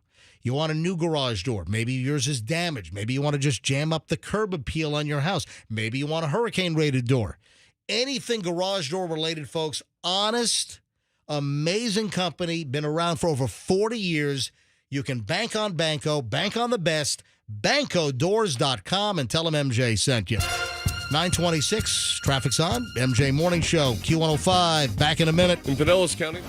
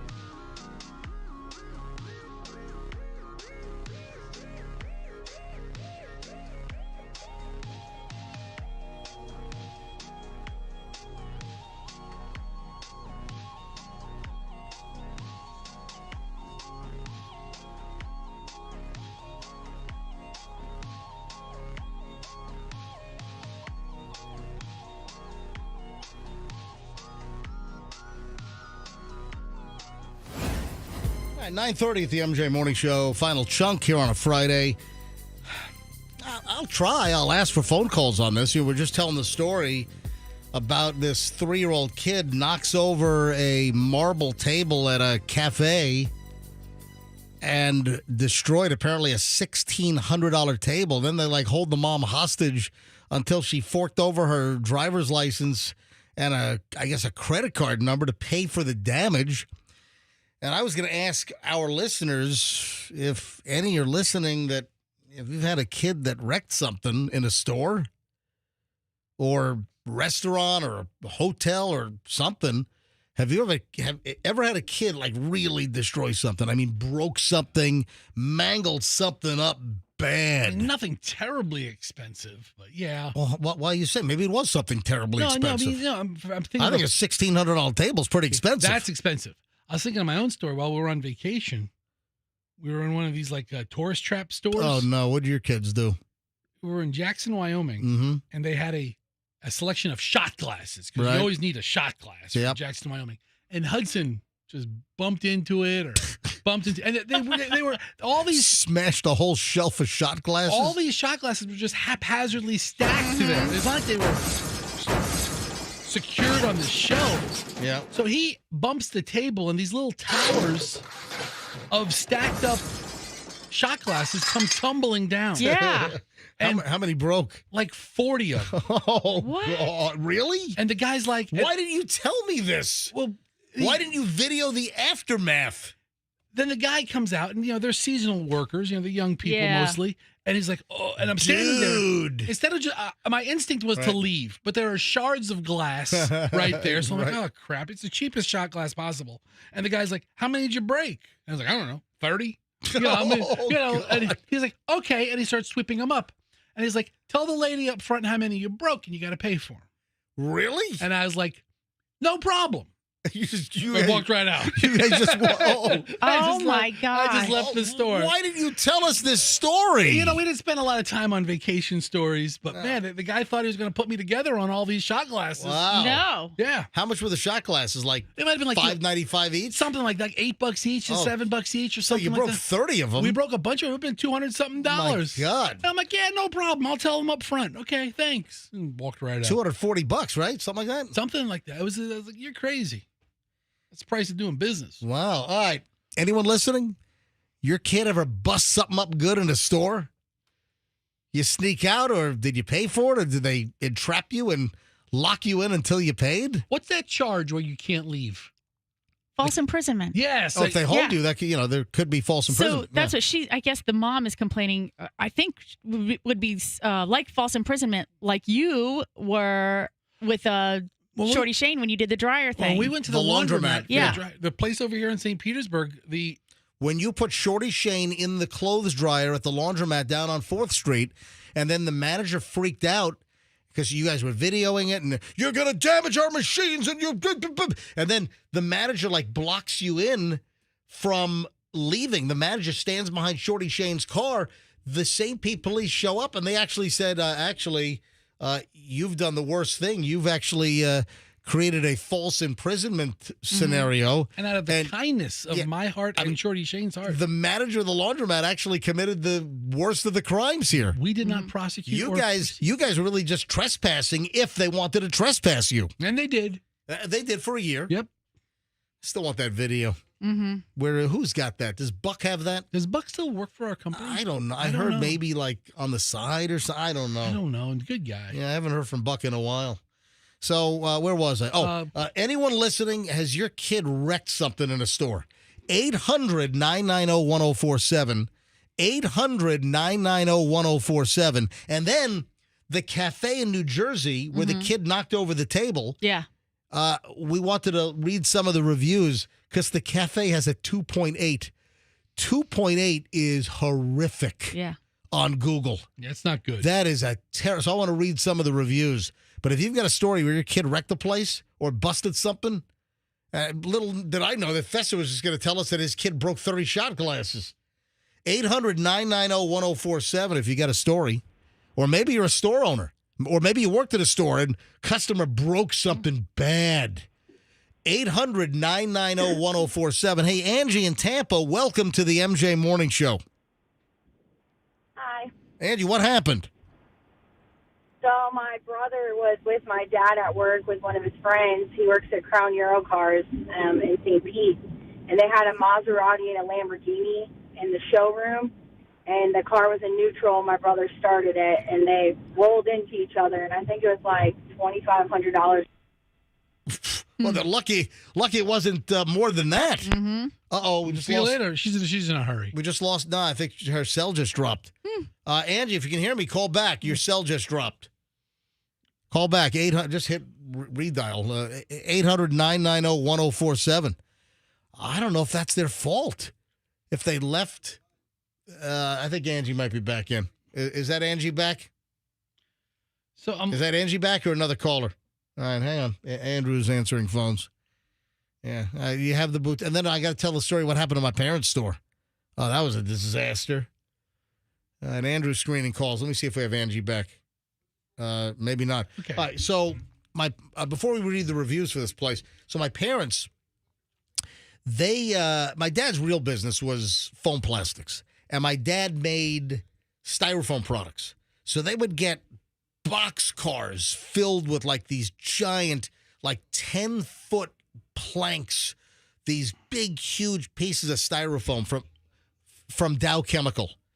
Tell Angie I'll be right there. And then that would be produced into. Hey, Angie, pieces. Hold on. Angie, I'll be right there. Let me just finish this story. I'll be right those there. Big blocks would be manufactured into pieces that could be used? Yeah, so then my dad had all the machines to make them into like styrofoam balls, like, the kids use for planets or, floral displays, the styrofoam cones, the white ones, the green ones that you stick arrangements in, and, wreaths, you put the flowers into the styrofoam wreaths. Anyway, was my dad's business. They wanted me to go into that business. They were the second largest, I think, fabricator in the world of styrofoam products. And I'm like, I don't want to go in that business. Couldn't think of anything I'd rather do less. I'd rather get, swirlied in a toilet. You tell the old man that? Dad, I'd rather you stick my head in the toilet. Yeah, I had no desire whatsoever to go into the family business. So my parents had a number of retail stores. So at my dad's factory in Portsmouth, Virginia, they had a New York plant, and then we opened up a Virginia plant in Portsmouth. So they had this massive, 200,000 square foot warehouse and factory floor where they were manufacturing. And then they opened up a retail store. They opened up for styrofoam balls? No, Santa's Christmas factory. So they became one of the biggest Christmas outlets in the entire southeastern Virginia, Hampton Roads, Virginia Beach, Norfolk, Portsmouth, Chesapeake, huge. There's a place like that in Clearwater that sells all Christmas stuff year round. Like for 25 years, a long time they ran this place. And they had, like a tree room with like 100 artificial trees set up and all fully decorated. People would just come to walk through the tree room, and it was like a free entertainment display. They had all kinds of animatronics. It was called Santa's Christmas Factory. And it was a really cool store. So there was something called Department 56. And I think it's still around. Those little like winter villages you can make? Oh yeah, like little houses, exactly. Little storefronts. The little train station. Yeah. Right. So there's a company called Department 56 that makes these really collectible items. Really ornate. Yeah. So my parents had a bunch of these Department 56 items in like this tall, they had a lot of it, but they had one like tall glass cabinet with like all the glass shelves from the bottom to the top, and they had all like the Department 56, all these like figurines and little buildings and all and bric-a-brac, knick-knacky. Oh my God, look at the prices of some of these on eBay. Oh yeah, some of the old classic stuff that's been retired goes for a fortune, right? This 5 or 6 year old kid decides he's going to climb on the display unit. Oh, no. Pulls the whole thing over. I mean, it falls on top of the kid. The glass smashes. All the little Department 56 houses are all bashed and smashed into 56 pieces. No, it was about 5,600 pieces. It was Department 5,600 is what it was. And the damage, it's like thousands of dollars. And then they started complaining, you didn't have it anchored to the wall. And my dad's like, your kid shouldn't be climbing on it. I mean, it was just, this is like 82, 85. Did your dad have to eat it? Oh, you know what? I got to ask him what ultimately happened. But the kid just caused major destruction. All right, Angie's back. All right, so Angie, before your cell phone cut out, what happened? Tell the story again. Just start from the beginning. So my brother was sitting in the showroom, and there was a limited Lamborghini and Ferrari in the showroom. And this was at Crown Euro Cars in St. Pete, right? Yeah, and How long ago was this? well, my brother would have been 35 in March, so he was 13, so 22 years ago, 23 years ago. All right. Is your brother not with us anymore? Yeah, he passed away in 2020. Oh, I'm sorry to hear that. All right, so he was 13, and what happened in the showroom? So whoever parked the cars left the car in neutral. So when he started it, and he put his foot on, it rolled in. Like they literally rolled and tapped each other. And I think it was $2,500 worth of damage my dad had to pay. Really? Yeah, he was not a happy camper. And Wow. he's one of those where it's not my kid's fault, it's someone else's fault. They shouldn't have been in neutral. Well, neutral. Well, hold on. Neutral is not in gear, so. Right, but I'm assuming the showroom floor was at an angle, so it rolled. It just happened to, it was a birthday, Christmas, Easter, Hanukkah, all the holiday presents for my dad. That's crazy. All right, sorry to hear that. Sorry to hear about your brother. Have a nice day. Thanks for calling. Thanks, you too. Bye-bye. All right, bring up the screener because all the phones are loaded now. Oh, really? Yeah, a couple of calls. And then we got a few more minutes. I got a lot of things to try to cram in. Sean in Spring Hill. Sean, you're on the MJ Morning Show. Hi, Sean. Hi, guys. How you doing? Doing well. I just wanted to give my story. I work for TSA down at Tampa International, and I had a relative that was coming in, and my uncle left the his truck running, excuse me, and my two nephews somehow managed to get the truck in the gear, and it crashed into the big fish tank down there at the baggage claim area. What? If you're familiar with Yeah. Tampa International. Yeah. Yeah, they crashed right into that. And everybody was running around. The passengers, some employees were grabbing the fish and running. You know into what? the men's room. I think when was this? How long ago? It was about maybe 6-7 years ago. You know what? I think I remember this. What happened? Yeah, my nephew somehow got the truck into gear and they crashed into the fish tank. Yeah, that sounds familiar. I think I remember a headline about that. Yeah, we had to run around grabbing the fish, and we were throwing them in the toilets in the men's room, and then they were clogging up the sinks to fill the water up so we can get the fish in there. Yeah, save the fish. Pretty much.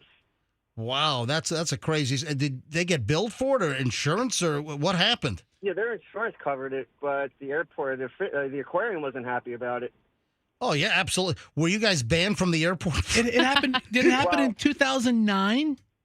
No, yeah, that's I worked there, so I didn't want them to know that was my relatives, but it was kind of hard to keep a lid on that. So. Was it a 36-year-old woman has been cited for careless driving after crashing into an aquarium at Tampa International Airport while her child sat unrestrained on her lap? It happened in 2009. Yep. November of 2009. Oh yeah, that's more than 6-7 years. You know, I remember this. This was, dude. This is 16 years ago. A 1,500-gallon aquarium. Yeah, I remember that aquarium. Yep. They're not there anymore. It's still boarded up. Really? Boarded up from 2009? Yeah. Almost in the red baggage claim area. 15 years later, it's still boarded up. That's crazy. That's why we take phone calls here, folks. That's All amazing. I remember that story. It's amazing. Thanks for the call. Have a great day. Yeah, no problem. All right. Man, let me grab Una. Una in Bradenton. You're on the MJ Morning Show. Hi, Una. Hey, good morning, MJ and everybody. Yeah, what happened? So my son, it was a few years ago, he was 16, and I was in Sarasota inside a store shopping, looking for some stuff, and said he was bored and he wanted to go out to the car to listen to music. So I gave him the keys. I was stupid anyway. So I gave him the keys, and I told him he can go listen to music, and then he came back in the store, and he told me that I had to come outside, like right now. And I'm like, no, like I'm shopping. He's like, no, like right now, I need you to come outside. He's like, I kind of hit something. I'm like, what? So I go outside, and my car is backed into the the outside, the brick, like the pillars that hold up the part of the shopping center. The supports? Support columns. The foundational supports? Yes. The foundational support columns. And I was like, what the hell? Like my whole back, I had a 2019 Camry, and the whole, like the tail light. It would have been funny. Bumper. It would have been funny if it were an Ultima. Dead ass. Dead ass. I was like, oh my God, seriously. So the guy that was in the store, like, thank God that he didn't go up the sidewalk, because the sidewalk wasn't very high, that he could have went up into a store, like literally storefront. But he was on FaceTime with his girlfriend at the time, but the store owner came out and he said, I thought somebody was like having a heart attack or something. He said, because all of a sudden I hear like, whoa, like he didn't know what he was doing, and he just like sped back into the pillar. So anyway, so he was like, oh, I'm sorry, but he was on FaceTime with his girlfriend trying to show her that I can drive and I can do what I want. Yeah, okay. It's my mom's car, I don't care. Yeah, Dead ass. I never even got the damages test, because like I was so scared that I was gonna get in trouble for giving him the keys, number one. That he did damage, but he did take like a piece of the corner of the pillar off with the corner of the car. Yeah. And he had to call his building supervisor people, whoever owns it, the owners, and ask what they wanted to do, and they didn't try to press charges or anything, so we just left, and I never went back there either. I never went back that way. Thanks, Una. Have a great day. You're welcome. All right, one more on this, man. I didn't think the phones were going to blow up like this. Sue is in Port Richey. Sue, you're on the MJ Morning Show. Hey there. Richard Gainsmart of Columbia Ulili notoriety. He saw statues from his childhood that were in an abandoned lot, and they were all characters, storybook characters, and he had them artfully restored, and he put them and they are still there now, on the grounds of Ulili when it was a new restaurant. Right. And some really rambunctious little children decided that they were going to make destroying things on these, knocking them down. Oh, it's terrible. Painting on them. And so the parents just said, when he came after him, and the parents were flashing money and said, I'll just pay you for it. And he said, no, they have to learn a lesson. And he took those kids to the artist that had to restore them so they could see that it had more value than money could buy. Wow. And it's just a lesson that we should all teach to the kids. It's not always a dollar bill that's going to fix what you do. I agree. I mean, it's terrible. And then parents that let kids rip things up. It's unbelievable. Yeah. Richard Gainsmart and Ulili. Thank you. Thanks for the call. Thank you.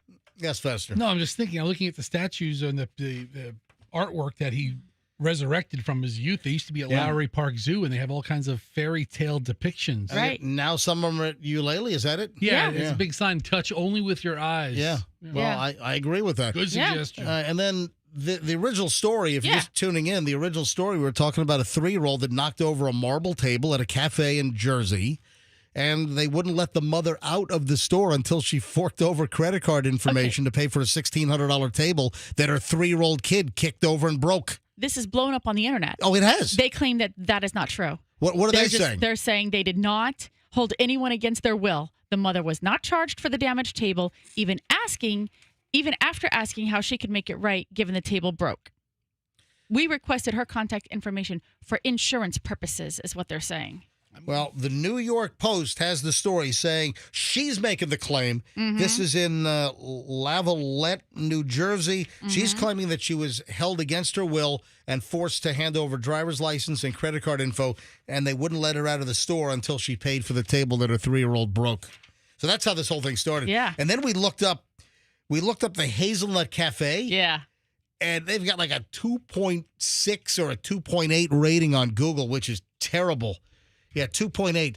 Yeah, hit reviews. And then hit lowest rating. Yeah. Here we go. 1 star a week ago. I was really looking forward to trying this cafe. I first attempted to visit on Saturday as their posted hours indicated that they were open till 6 p.m. However, when I arrived and waited at the counter for nearly 5 minutes, a staff member from the boutique in the back came out to inform me that the cafe portion was actually closed. Disappointed. Actually decided to give it a shot another day. Returned. I guess another. No. The next paragraph is really good. All right, hold on. Well, Fester, why are you closing it? Because why are you you're like closing it while I'm reading this it? This woman wrote a novella. As we approached the register, the girl taking our order was eating chips and licked her fingers right before handling the register. I'd pay extra for that. God, that's awful. Yeah. Lick your fingers anytime you like. I did go over the reviews. A lot of them reference rudeness by the employees. Oh, really? Oh, yeah. The employees are rude, and the shop is not opened according to posted hours. Yeah. What about waterboarding and holding customers hostage? Is that on there? Yes. No. Yes, it is. Is that in the reviews? What else before we get out of here today? Guess who was arrested on drug charges? Somebody we would know? Comedian actor Paul Rodriguez. We know who he is. Oh, Paul Rodriguez. Paul Rodriguez arrested at he's got a problem. He was just busted again at a restaurant in Burbank. Cops found drugs in his car. He was arrested this week. Officers searched his vehicle, allegedly found Xanax, as well as what they suspected was fentanyl. Oh, my God. Paul Rodriguez, the cop. I mean, you know his face. 70 years old now. He's an old man. He's going to kill himself if he's doing fentanyl. All right, get ready for a funeral for Paul. I didn't know he had a drug problem. He just likes his Xanny bars. This is an interesting item here. Well, how much? Andrew's saying I have to save this till Monday. Yep, save it. Yeah, okay. This is kind of evergreen. I can do this on Monday. Anyway, well, listen. I think it's been a hell of a week. I've been very happy with this week of broadcast, and you know what that means? It means that we'll be back on Monday morning. We'll do it all over again. Folks, there was no deeper meaning. No, we'll. Unless we get fired this afternoon, I mean, who knows? Listen, you never know in this business. But, hey, we're getting really close to the new studio. And last word on the MJ Morning Show, the last word today, I am hearing that we might be on a road to resolution to saving 800-990-1047. Of course, I shook the earth to get the right contacts. Yeah, so we might be able to save our number. Hopefully, we'll have more information on that. Hey, how would you like to go to NASCAR in a couple of weekends? We have a pair of tickets for the Wawa 250, powered by Coca-Cola, August 22nd at Daytona Speedway. So I got a pair of tickets right now for free. All you have to do is be caller 25, 800-990-1047, and you're going to NASCAR. 25th caller right now, 800-9. You know what? I'm going to give away 2 sets. What? Caller 25 and 26. That's amazing. I'm giving away 2 sets. 2 winners right now. Caller 25 and caller 26, 800-990-1047. Folks, follow my Instagram over the weekend. The content will continue there. Certified MJ Radio. Give me a follow. Instagram, Certified MJ Radio. And we'll see you back here on Monday morning. MJ Morning Show on Q105, 104.7 FM. And let's be careful out there.